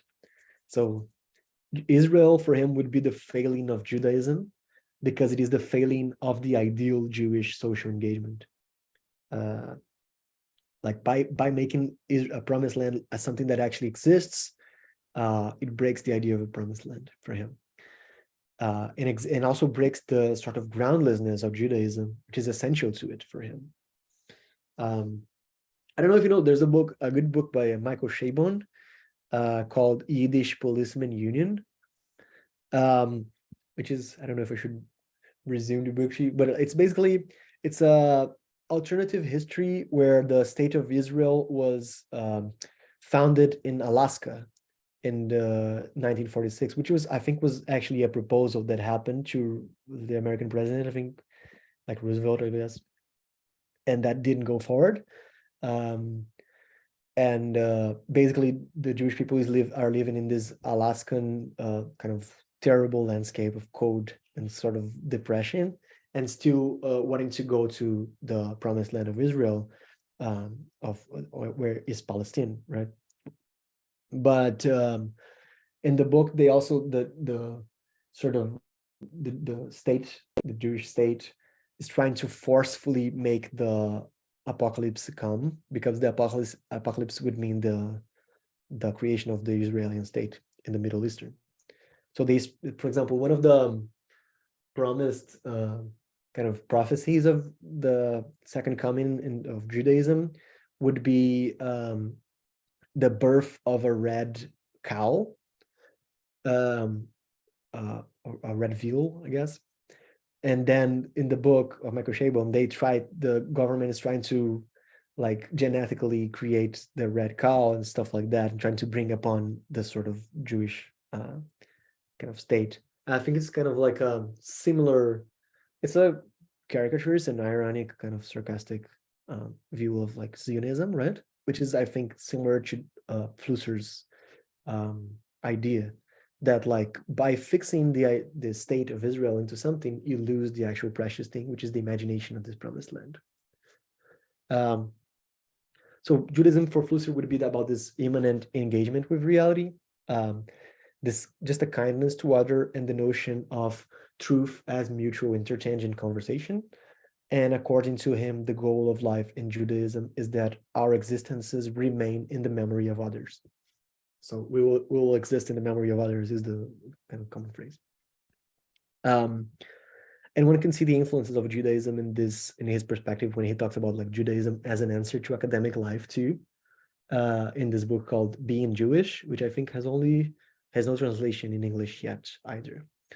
So he's in the same way that his phenomenological method is like Judaism is the phenomenological method, and if Judaism is existentialism, Judaism is also the essayistic life that he claims is the opposite, the antidote to academic life. Because Judaism would be about engaging with the festivities of life, while the academic or theoretical position would be that of irony, of observing from afar and commenting upon. So Jewish life would also be a model for essayistic engagement. In the same book that I talked about, being Jewish, he has a whole chapter on the position of Jewish people in Brazil as a kind of double alienation and double groundlessness that even Brazilians do not understand for him. Later in life, he becomes more and more conscious of this Jewish kind of his own condition as a Jewish person, especially after he goes to Europe, and he enters into the intellectual life of Germany, and he has to kind of address Germany's relation to Judaism and the memory of the Holocaust and so forth. And by then he finds a theory of difference and the scapegoating mechanism in the Hene Jihad. He gets really into that and directly connects the position of Jewish people to that of the migrant as the constant other of everyone that needs to be sacrificed or expelled for the community to maintain its coherence, right? And that's more or less where Flusser stands in terms of autobiographical philosophy, or in terms of a philosophy of life that integrates his life when he dies in 1991 in a car accident. That's it, basically. I'll have a quick break. And just before we go to the break, first, does anyone have any questions or anything that you'd like to discuss about this kind of initial lecture? Mostly questions about Flusser, I mean. Question about like class structure and tasks, I think it's better we discuss after the presentations of yourselves by the end of the class. So yeah, questions about Flusser and his, oh, sorry.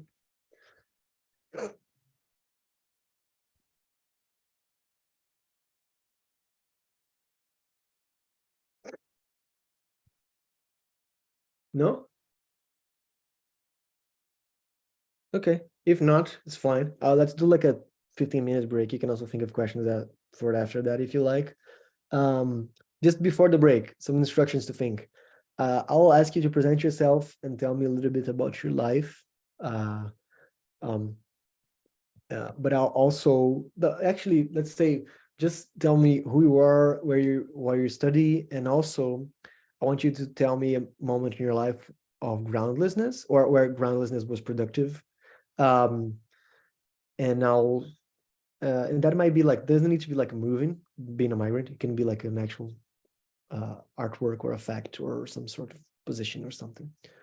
So let me start. My name is Romulo. I'm a PhD student in New York, Brazilian, but I felt I think I felt more uprooted going from the countryside to this when I lived in Brazil, going to the countryside to Rio, than when I went from Rio to New York.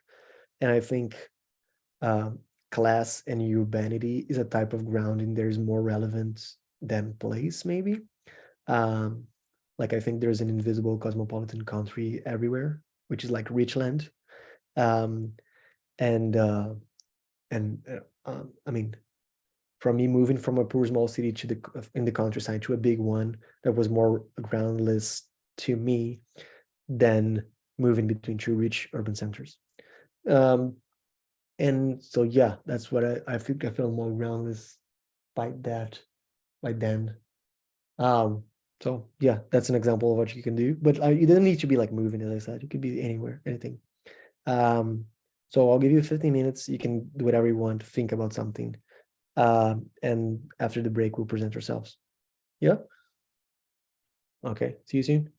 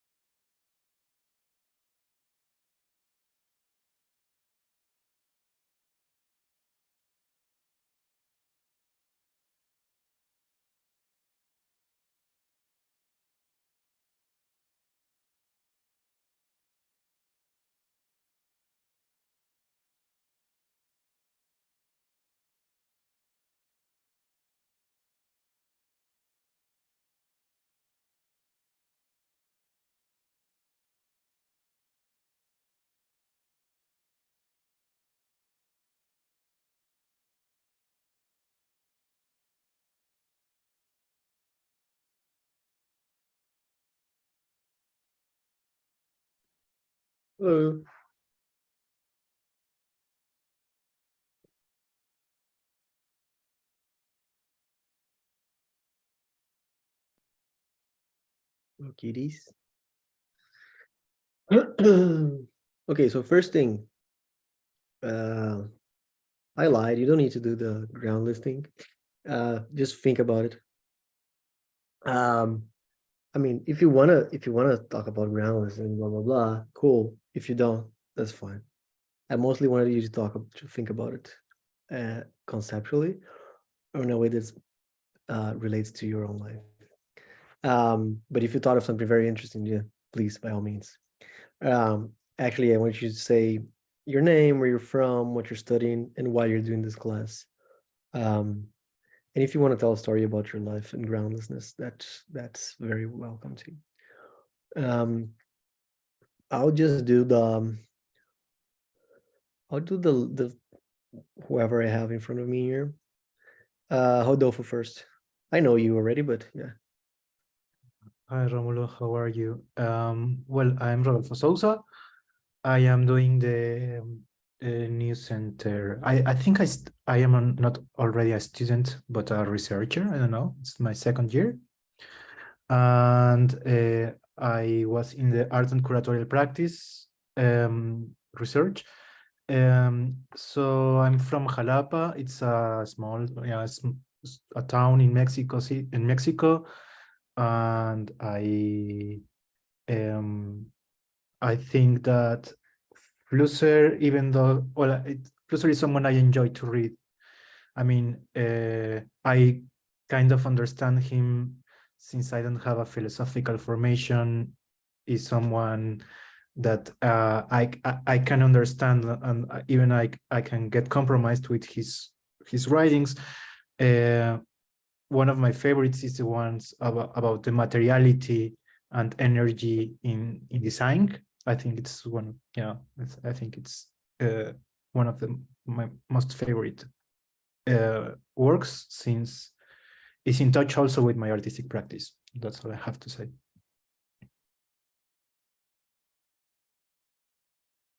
Sorry. Yeah, thank you. I think Flusser is very interesting in terms of style too. That's something I don't know if people take into consideration a lot. I mean, I read mostly for style. In terms of philosophy too, sometimes I read stuff that I hate, that I'm very against, just because it's like I'm like reading it. So why would I not? And that's why also sometimes I agree with a philosopher a lot, like Kant, for example, but I would never fucking read it in my whole life. That's a prerogative. And Flusser also helps a lot with creativity and trying to develop methods, I think.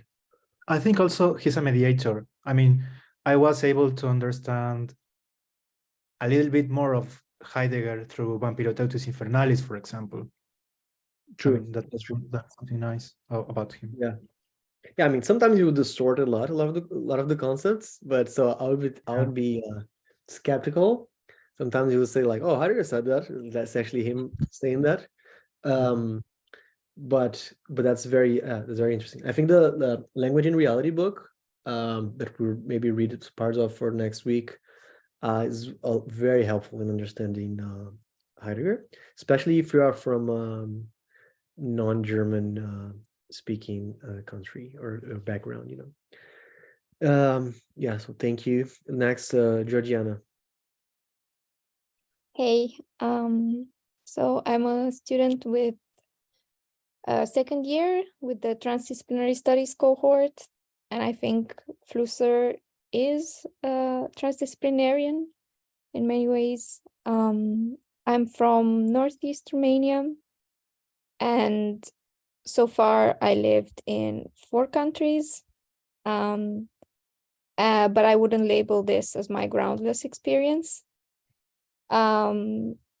Because I think I was more stuck in either like I was dependent on scholarships, so that was like a fully agential decision, and also I feel like sometimes I've been in financial distress, and that led me to kind of be stuck also in this, what Flusser calls, when you criticize the world a lot and you get stuck in this condition because you forget to live festive, like his friend, his Jewish friend used to do. Sorry. Yes. Yeah.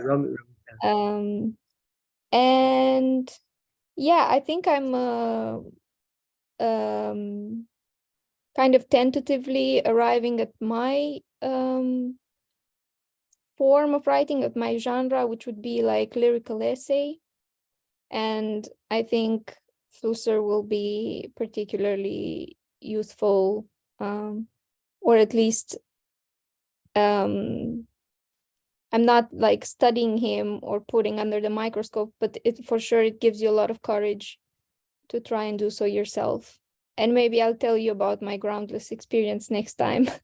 Yeah, please. And then you have more time, because I think telling you guys to think about groundlessness like that forces you into articulating conceptually what you think groundlessness is and how it relates to your life. But yes, I would love to hear that later. And about the situation, yeah, I think actually Flusser really he doesn't talk about money as he should in the material.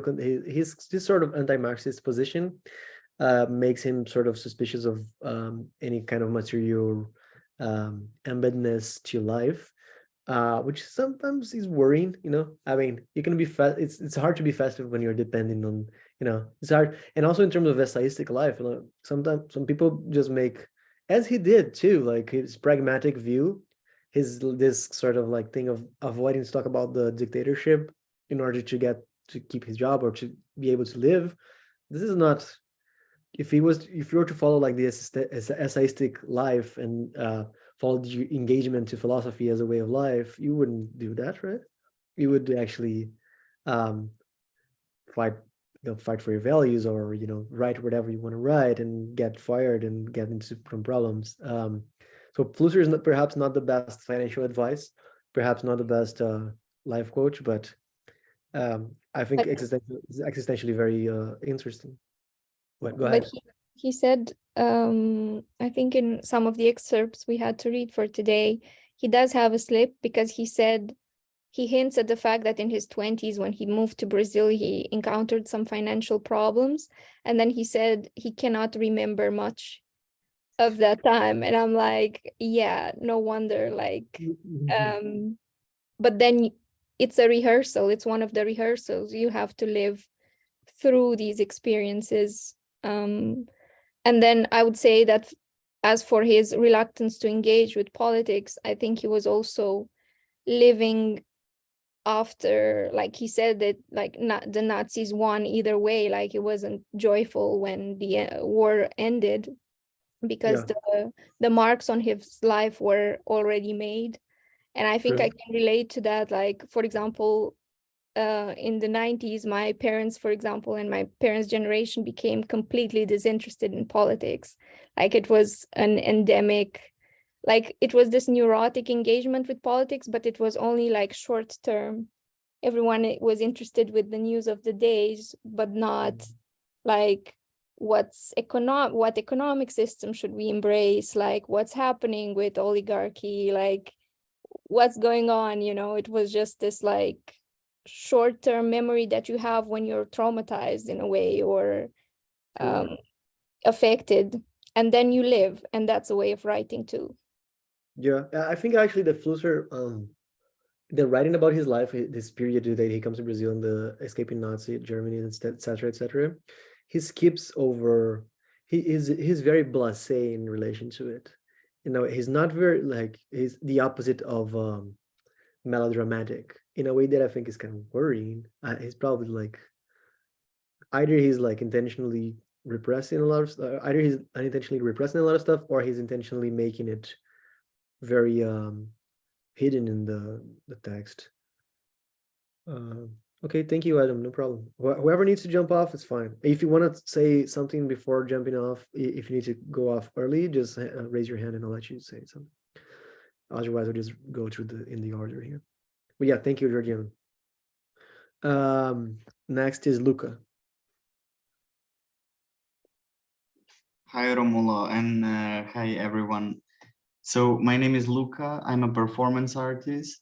I recently graduated and defended my master's thesis in the contemporary art practices in Geneva, in LAD. And I'm thinking through the art practice of a human subject, which is decentered from its anthropocentric subjectivity, but then also how this subject relates to circulations such as transgenerational traumatic content or circulation of power or that of subjective identities, and then as well opportunity of art as a means of production of future or at least contingent experiences. And recently I am also involved with the Medium Sounds, with the publishing house in Geneva in a gallery. And I was interested in Kanye West when it appeared, and probably all for the wrong reasons, you know. Like, and then it was really like I was maybe a little bit disappointed that we're not going to discuss it, but then again, I mean, maybe it is not that important to discuss somebody who is very openly racist and so on. I mean, maybe there are even examples in philosophy that are much more tempting of this kind of borderline slipping into something radical right-wingish or whatever. Mhm. Then I started reading Groundless a little bit. I didn't know about a lot about Flusser, and then I started reading Groundless because it sounded really interesting and tempting in the title itself. And then I thought how somehow generous he is, because it's totally opposite to Groundless in a certain way. He reached out to you from his own experience, and I think that's very rare. And I think it can also help maybe avoid certain type of universalism.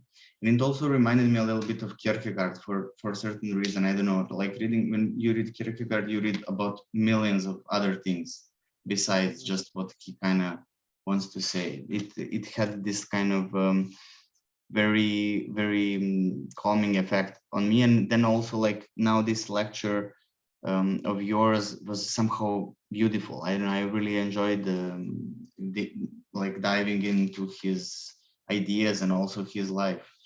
Sounds very, very interesting, actually. Yeah, thank you. I'm now happy that it isn't like Kanye West, but like this guy.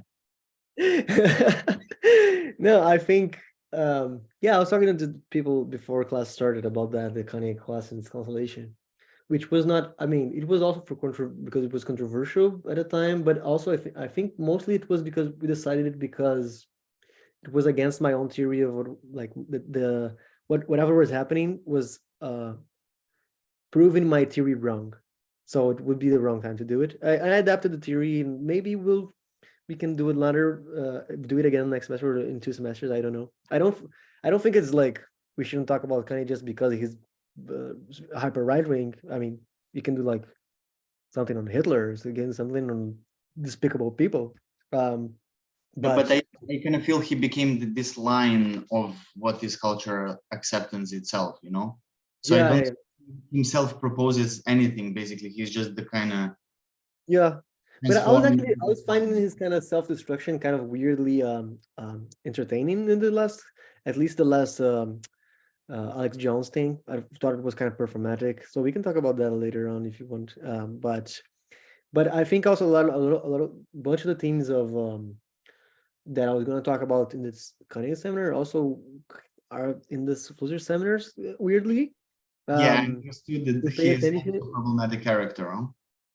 He is kind of crypto right-wing kind of weird character, but also in the kind of terms of philosophy. I mean, I was going to talk about Kanye as kind of this Promethean kind of post-historical figure. I was going to use Flusser actually to talk about sampling and in the universal technical images, because I have this whole theory of like sampling as a sort of telematic collaboration, which is something Flusser develops in his later work. But yeah, it's I'm glad you stayed. I'm glad you're here. I'm glad you you wanted to see whatever I had to say. and that you liked it. So thank you. Georgiana, you had something to say? Yeah, but I wouldn't like to take too much time from the other participants. It was just a question regarding a bit of like cultural prediction, because obviously at the beginning I read his behavior before he made his behavior, for example, in the Piers Morgan interview, which for me was entertaining also. The way he talked to Piers Morgan was disarming, but in a funny way. But I think he misread his. I thought he's doing this because he wants to launch a new album and like this kind of controversy and then release. He thought it's still working like this, but I think probably there's a bit of fatigue in culture. There's a bit of difficulty for forecasters to predict how, like what's the future of hyperstation, what's the future of marketing in that way, post pandemics. And also I think Balenciaga tried the same, probably because I think it was a deliberate controversial act and it blew up in their faces because there are limits. Yeah. Let's see. I think we just need a little bit more time to digest everything in the informal theory. That's basically the point of the seminar being canceled, or being substituted. And I think also having a chance to develop these ideas on Flusser was very important for me in terms of like whatever I was researching, more than the Kanye. The Kanye was just more funny to me, fun stuff, but also like semi-masturbatory, and the Flusser is more like a gentle act and more like more scholarly, I guess, which is Kanye now is but I don't want to detour to the Kanye stuff, which we can talk about after the seminar is done. We can stop recording and just do a full 2-hour session on Kanye if you want. Rafael. Me, so then yes. Hello, I'm Rafael. I live in Switzerland, in Basel. I just moved. I'm in first year art and curatorial practice. My background, I did a bit of analytic philosophy, and then I did music theory, then composition, and now I study opera singing. Why, I don't know, but I'm there. I'm doing it more and more. I've been reading a bit of Flusser, but exactly as you said, Romulo, in the most media theoretical sense. So like the basic civilization of medias and photography, etc. So now I'm kind of interested in the deep dive into what a strange guy he was, and I'm kind of interested. I didn't know exactly about his personality. I don't know why I didn't get so interested in reading about who he was, and now so it has this kind of more narrative and biographical thing that I like. Yes, I think that's it for now. Okay, thank you. Yeah, I think most people have this idea of Flusser, and they have no idea about his own thing. Maybe don't know if he lived in Brazil. That maybe because his most prolific and most famous production was all in Europe after around the 80s. But it's still a very interesting perspective, and I love it, and I work mostly on that perspective actually. But I found that it was kind of lacking in this public discourse just in general. And I'm happy you're here, and I'm happy you're doing like opera stuff. That's also interesting to me, and I love when people tie in these different things into the seminar. Like if we have like an opera singer and a geologist and some sort of, I don't know, weird stuff coalescing around this figure. It shows how Flusser is really multifaceted as a thinker. Next is Tyler. Yes, hello, I'm Tyler. I'm from southern Minnesota, and I was a philosophy and history major in undergraduate school, and then I was doing other things for a couple of years, and I kind of felt the pull back into academia, but I was also, kind of was exploring what the limits of sort of academic engagement. I felt like perhaps the more analytic tradition I was part of is, I was curious to see what else is out there. So I came across the new center, and now this is my first class actually, and this is the I'm interested in the transdisciplinary studies certificate program as of now. So I hadn't heard of Flusser before, and I read the course description. It sounded very interesting. So I'm kind of just open to see and learn what I can, because it's all kind of a new world for me. So it's very exciting. Okay, welcome to the quote, to the thing. They will like, did you pass through the sexual ceremony yet? The ritual? The new center is yeah, it's an interesting place. I hope you like it. Most people enjoy it a lot. Some people just do a couple of seminars that they're interested in. It's interesting that you're doing one that you don't have such an like just one random one that you find interesting. That's fun. That's cool. I think that demonstrates like an openness that I like. And yeah, try out the new center after the applications are open. I think they should be open like February or something like that, March. Welcome. Yeah. Thank you. Yeah. And next is oops, sorry. Yana. Hi, everyone. My name is Yana. I'm from Ukraine, currently living in Lithuania. I've been working for the Holocaust Memorial Center this past year and reading the testimonies and, studying the stories of people during World War II kind of got me interested in the connection between the identity and war, and specifically in this idea of having the ground. So that was a big part of why I wanted to choose this course. And also, of course, personal story, being from Ukraine. I've been living abroad since teenage years, but this year I left because of the war. So now I'm thinking a lot about this whole idea of groundless, but in a very different way, in the sense that like earlier it was for some purpose. For me, it was education and studies. So now it's kind of not having ground, but on the basis of different reasons. So yeah, because I'm thinking about it and rethinking the whole idea of having the ground, I felt like this course would be super interesting and useful. Cool. That's amazing. I hope you enjoy it. I hope it's helpful to you. I mean, not only theoretically, but also existentially speaking. Thank you. And also first course here, and doing art curation practice. Oh, it's your first seminar? Yeah. Oh, really? I thought Yeah. you had gotten in before, like a couple months ago. Oh, probably because of the war, you delayed and stuff. I just started now. Yeah. Okay. Good luck then. Thank you. Hope you enjoyed. Next is Patrick. Hello. I really enjoyed doing all the readings for this week. I'm in Pennsylvania, or no, I'm not anymore. I live in New York now. Oh, we should hang actually then. Yeah. Where are you living? I'm in Bay Ridge in Brooklyn. Wow, that's far, but okay. There's an IKEA there, I guess. I do sound at the Bowery Electric, so I'm on the Lower East Oh, Side. cool. Yeah. I'm always around there. Yeah, we should hang. Let's hang. Great. Yeah. There's some people from the new center who live in Brooklyn, like Fred and yeah, some others. Yeah, we should hang. Actually, you mentioned the readings. People, was that like too much reading or too little, or what do you think? It was okay?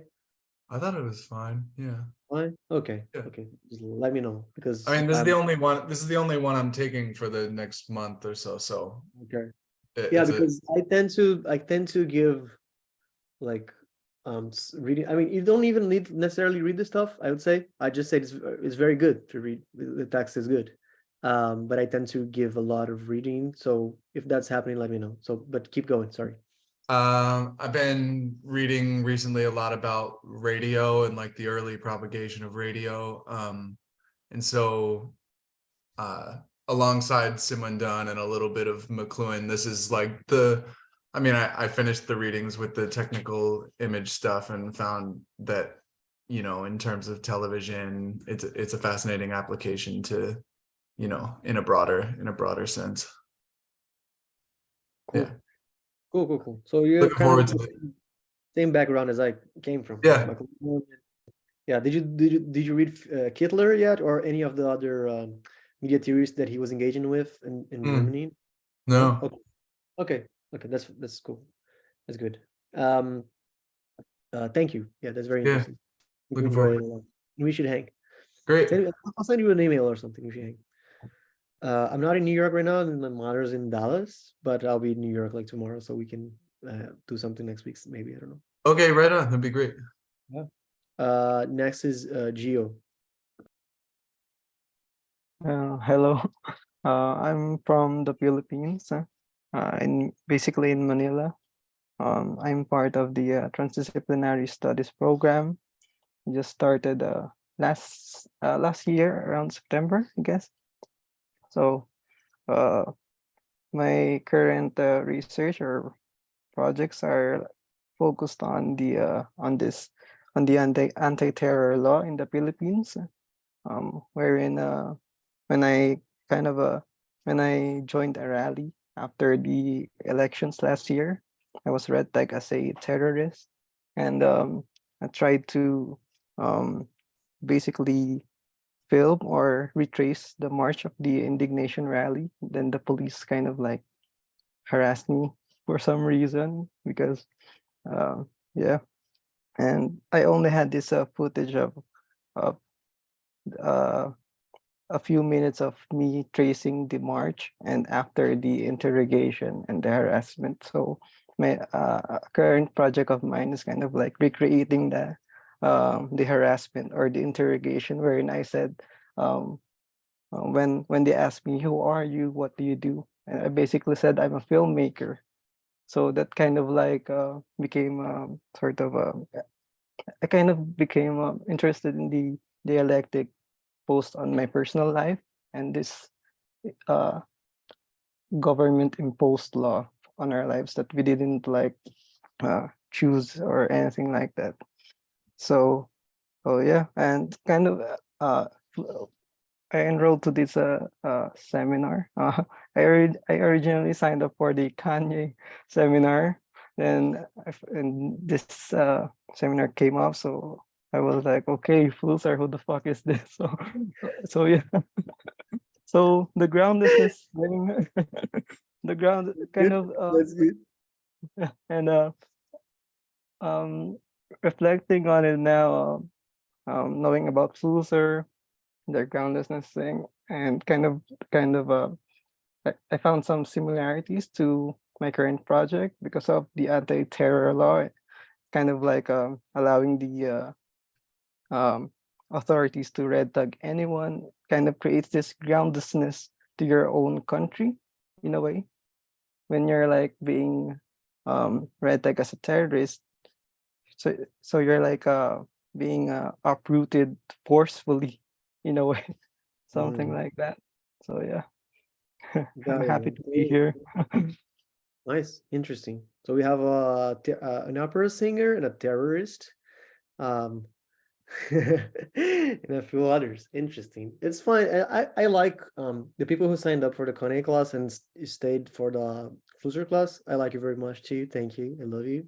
And yeah, I hope you enjoy getting to know Flusser, because this is also, I mean, it's an introduction to Flusser after all. It's sort of a critical introduction. It's sort of for people who already know Flusser to get a new perspective on him, but it's also an introduction for people who know nothing about him. And you will get to know him in sort of the way most people got to know him, historically speaking. Effervescent. Only a few minutes left. I'll send out a sheet with a list of readings for the next weeks. Yeah. We oh my god. Yeah, if we need to finish like clock, like rigidly in the clock. Maybe I can like stop the recording and we can go on talking. Whoever. No, I think we can. Some classes last a few more minutes, unless you need to go home at the fair, or you need to do something else. No. I can be here. But maybe like people who can stay, we can have like 5-10 more minutes, and then we can again decide. Sure. So let's do like some more 15 minutes or so, and then I think we can get everyone by then. We have like 7 people more, 6. That's okay. Sure. Let's try to do it a little bit quicker. But if we can do someone, we can just the next class we'll do it with people who didn't do it today or who didn't come to class. Next here is Ioannis. Oh, hi, everyone. I'll try to be as quick as possible so that everyone can speak. So first of all, a note that I would love to hear more about Flusser's thoughts on Tropicalia and maybe this idea of creative cannibalism and so on. Just a note.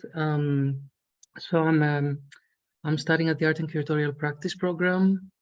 This is my second course. I did Simondon with Cécile right before the end of the year. I'm an art historian, a writer and translator, currently based in Greece. As far as writing and translating is concerned, I've experimented with different kind of forms of that, like intersemiotic translation, so sound, film, and photography. And about groundlessness, yeah. While reading the excerpts you assigned, Romulo, this week, I was trying to kind of read groundlessness through my own experiences. So it's kind of interesting that you asked a question about our own autobiography in that sense. And I was wondering if there are like many and different kinds of groundlessness. So one that is imposed, maybe one that is ephemeral, and then one that we choose, and then one that becomes creative, or that we have to turn it into a creative groundlessness so that something may come out of it. So in 2018, I went to live in Berlin to work at an art gallery there. And well, at first I didn't know the language. So that was the first level of, feeling groundless, I guess. So, I was thinking that there I had to turn it into a creative groundlessness, in the sense that I had to invent a language within a language somehow, like if that's possible.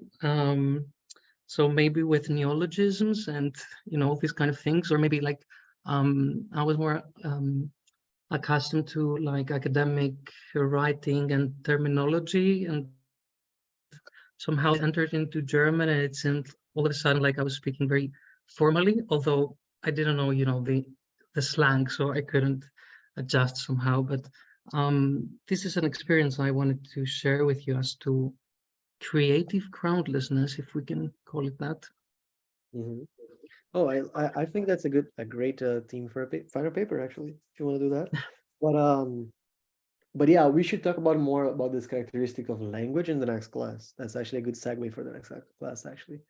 How the language structures a world that we live in, and that the changing of the migrant also entails a changing of language, which is a change between like an ontological change, which is very important. And that's the whole Flusser, like philosophy of language. Thank you. Next is Trent.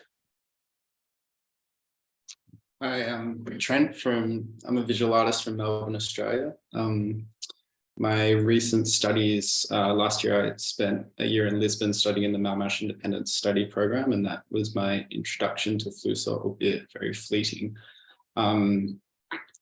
During that time, I actually made a film surrounding questions of groundlessness and historicism, which predated my exposure to Flusser. So I'm kind of very interested and have been really taken by many of the writings and readings. So yeah, I'm interested to see to what extent maybe I might be reading Flusser in service of my own aims and beliefs there. But yeah, I guess I'm particularly drawn to these questions of historical consciousness and post-history, but also in a weird way to this term magic, which kind of is reused, and in particular, how much that might relate to questions of, say, animism or magic materialism, as outlined by someone like Claire Fontaine. But yeah, I'm very excited for the seminar, and this is also my first introduction to the New Center, my first seminar, so yeah. Cool. So welcome. Yeah, I think that's a good the magic part is very, I think I'm very interested in that. Flusser has like this concept of magic that's related to techniques. That's reminds me actually of Simon again. But yeah, I'm also interested in that. A couple people here are artists like Georgiana and Rodolfo, and I can't remember which other ones. I think someone, Gio mentioned being a filmmaker.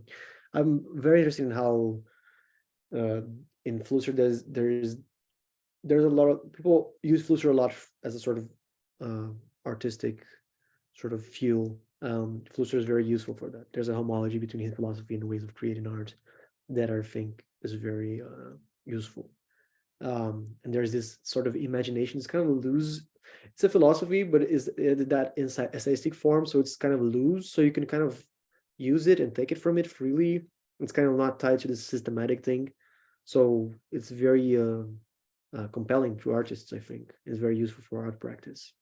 That's why I'm happy to have a lot of people from the art and curation program and people like you who are just artists interested in Flusser. Next is Cora Salles. Are you Brazilian?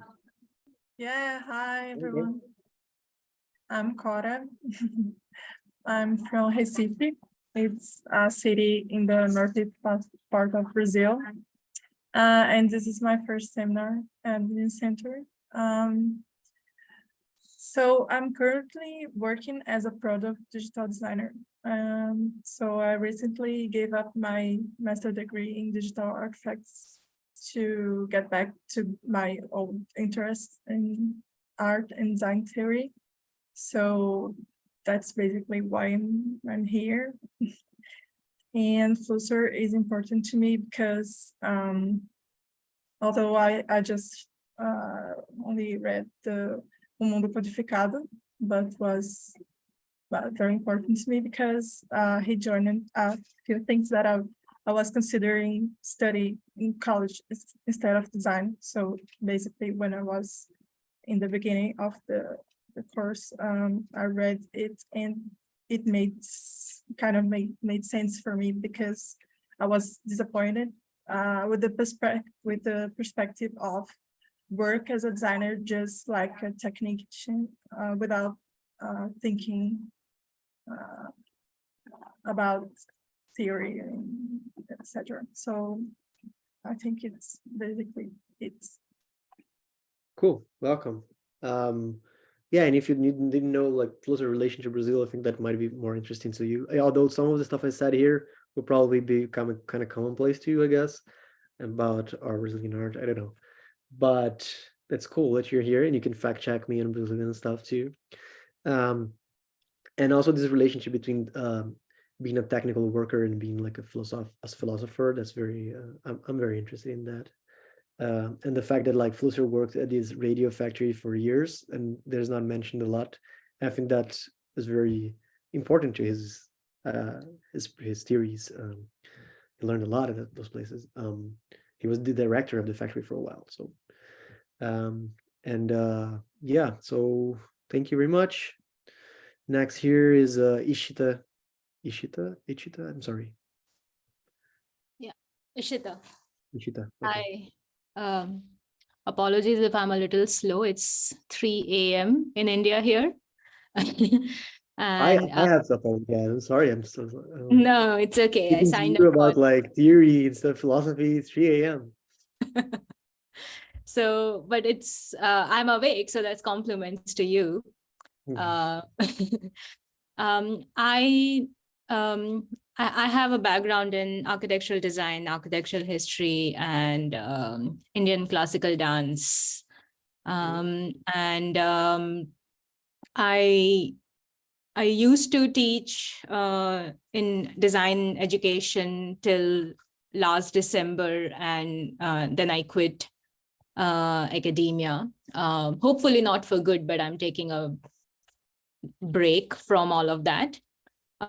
Which is also related to my moment of groundlessness, which paradoxically happened when my feet touched a ground in the lower Himalayas, and it was very, very melodramatic in the sense that a surge of current just passed through my body and I knew that it was home. And this was in 2019. And since as of last year, I have moved to that little rural community where that event happened. So in that, so this is a village in lower Himalayas, very far from my home, which is in western part of India in Gujarat. And that moment caused a very, very positive rupture in what I knew of myself and my life and whatever was the future that I had envisioned for myself and had prepared for. And I found profound joy in being true to that moment of rupture. So I was thinking a lot about that as I was reading Groundlessness, of how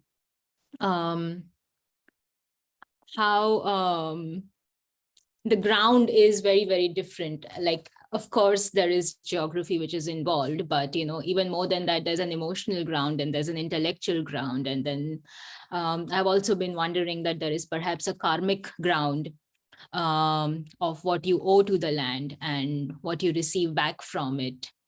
So I was thinking of all of that as I was reading. I did not know anything about Flusser before this class, and I had not signed up for the Kanye class. Okay, that's an interesting perspective. Yeah, I think Groundless is a conceptual category that is very open to being transformed, and it hasn't yet been changed and applied, etc. Yeah, interesting your story. And your dance, your Gujarati is not South Indian, like it's not Carnatic music, right? Not Carnatic. No. I was researching, like interested in a bit for in the what do you call it, Devadasi dances, and the militant political activism around that. Oh, yeah. So I lost you for a while. No, so Devdasis are, they have been quite prevalent to most of the classical dance traditions, but even more so typically in forms like Kathakali, because most of the Indian classical dances have their origins in temple. So Devdasis were essentially that which served the gods, which were essentially the deities in the temple. But then there are also intersections of caste and class and gender and status and all of that.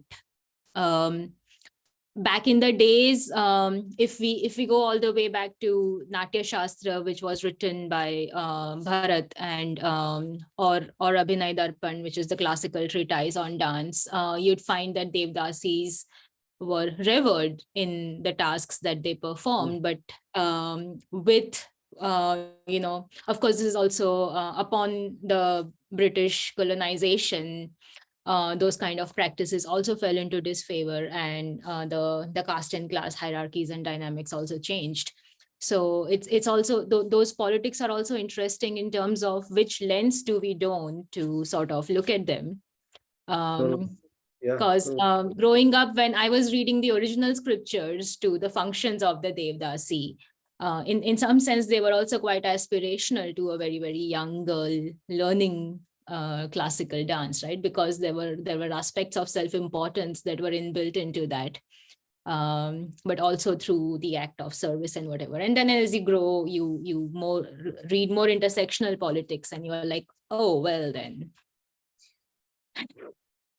Yeah, I'm very interested in this sort of stuff, and then we can talk about that later on. Sure. I had to do some research on like Carnatic music and mostly South Indian, not. Yeah. But thank you, Veronica. The next. Yeah. Hi, I'm Veronica, and I'm based in Prague, Czech Republic. And I'm coming from film studies and new media studies, and my research at the moment is how to archive the digital, like in terms of how to archive like some like completely cheesy and now, for example, like editing effects such as star wipes. So it's something how to archive, like backed film object in digital room. And I'm interested in the class because I have been always drawn to like Walter Benjamin and Hitler, and I think I read just like few essays by Flusser, so this is like great time to read a little bit more because like I'm based in Prague, but I think I have never had class about his work like at my university. So yeah, his I mean, 2 or 3 of his books got very popular, but he's still not widely researched, I think, in universities. He's still kind of like seen as this obscure kind of thinker. Even the media theory, the more famous media theory stuff, even more so the like the earlier stuff. So that's why I think the seminar is kind of important, at least for an international audience. But thank you. Your background is very yeah. I like your stuff. We did the class with me in Mode the last time. It was very interesting. yeah, it was also motivation to join this class because of you as a teacher. So oh, thank you. That's lovely. Yeah, thank you. And next is Maria Jesus.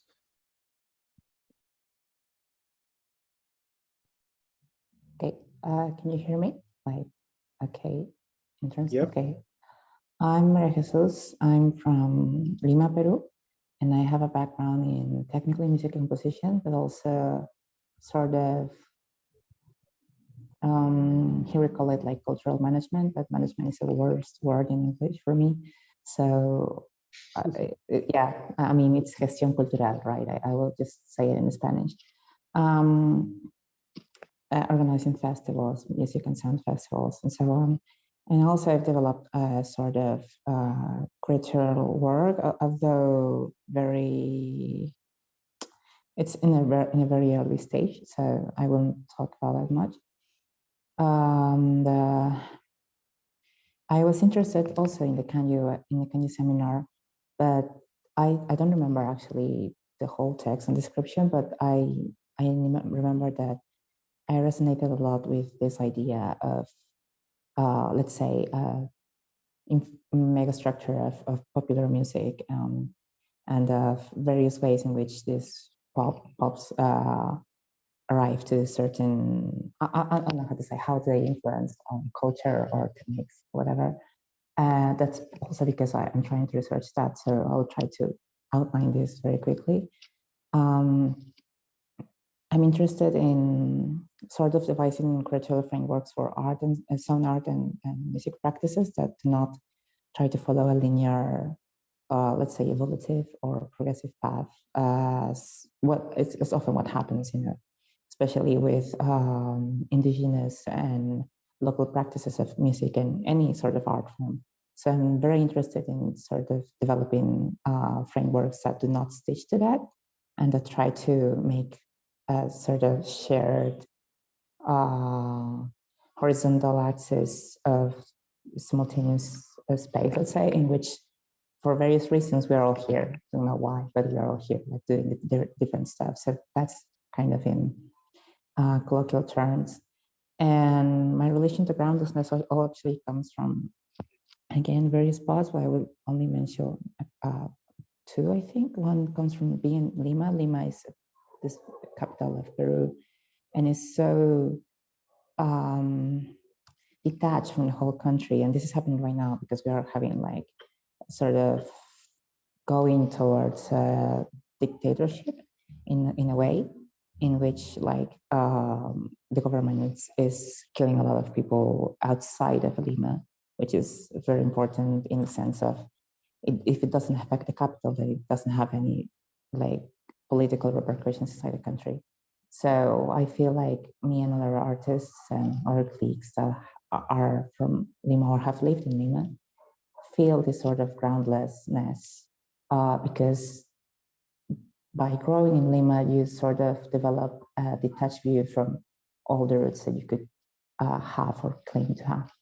And that's one of the reasons why I struggle so much when trying to connect with the arts that I've actually informed my way of doing. So it's very problematic and also profound wound, I would say, that most of all of us here share.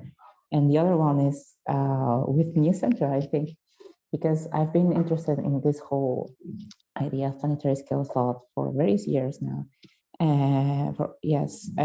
When I came to the New Center, because I have like 1 year here, almost, I felt completely out of place, and I still feel like that, but I think that's part of the, not joke, but like the reason why to study here, like this detachment, but not more detachment, more like alienation is instrumental to developing probably otherwise unthinkable modes of thought and practice. So yeah, that's why I'm here. Yeah, thank you. Yeah, I found the New Center works kind of like that too. I think I was interested in this class of tracing this parallel too between, Flusser's kind of essayistic method in the New Center and his sort of attitude towards life, also, and the attitudes that I found in a lot of like New Center people and students, of infatuation, but also like not being not quite fitting in any sort of cultural category and needing to formulate one's own. That's and the fact that everyone here each of you comes from a different country and different background. And I think that's very, I mean, the Zoom is kind of the ground, but there is a sense of scattering that's very productive here too. I think you're absolutely right on that. Thank you. And I think, I don't know if Haviv is here. If not, oh, hi. Hello, you're there. You're muted, but let's go. You're the last one. Oh, okay, great. My name is Raviv. I'm from New York City, which is also where I am right now. I'm in Crown Heights. Cool. Yeah, Me too. Let's do like a hang of the class. Yeah. Put me on that email for sure. Yeah, sure. I have a background in mathematics, sort of. I was originally signed up for the Kanye class just because I thought it would be fun. But then when I looked up Flusser, when I got changed to that, I hadn't heard of him either. But the thing that struck me about him was how many languages he was published in, which, knowing nothing about, the content of the work, I was like, that's pretty interesting. I would want to hear someone's perspective like that. I related a lot to what he was saying, especially in the Groundless text. I come from a mixed cultural background. My dad is like an Ashkenazi Jewish person, and my mom is from Punjab. Her family practices Sikhism. And one of my favorite things about the reading was this notion that not only does, your cultural life like affect the way you view the world, but also the way you relate to intersections between different cultures also impacts the way you view culture as a whole. I think he breaks it down into like 3 different instances of like, I have situation A, situation B, situation C. I don't remember off the top of my head, but I remember just relating a lot to what he was saying about, I don't know, like seeing cultures as like a problem to be solved, or seeing one's own culture as like a tool or something like that. I have the quote written down somewhere, but I don't have it in front of me right now. But I just thought it was related a lot to my experiences. And also the notion of just like studying philosophy while trying to like work a job and like struggle financially and stuff has definitely been like my life for the past 6 months. So yeah, that's the great question, no? Yeah. So looking forward to the class and the future readings and stuff. And yeah, let me know if we can meet up or something. It'd be fun. Thank you. Lovely. Yeah, we'll definitely catch up with you and Patrick. And thank you everyone. Nice session. I hope like next session I can hear more from you guys and speak less. I think Atafe will send like a list, like a spreadsheet for you to join in the readings that you want to talk about for next class. We have 3 readings. One is Language and Reality, which is the main one that we were discussing. There's also Gesture, and I think On Doubt are the 3 readings. I will send like the excerpts that I want you to read probably tomorrow. I don't have the books right now, so I can't pick them out, but I'll send them tomorrow to you. shouldn't be a lot of readings, and I always send it in an order of priority. Like, so if you need to prioritize one book or one type, like one excerpt, do in the order that I sent. And yeah, that's it. Thank you very much. See you all next week. Once again, very lovely. Thank you, everybody. Thank you. Thanks. Bye. We can also stay if you want to stop recording. I mean, but that's up to you.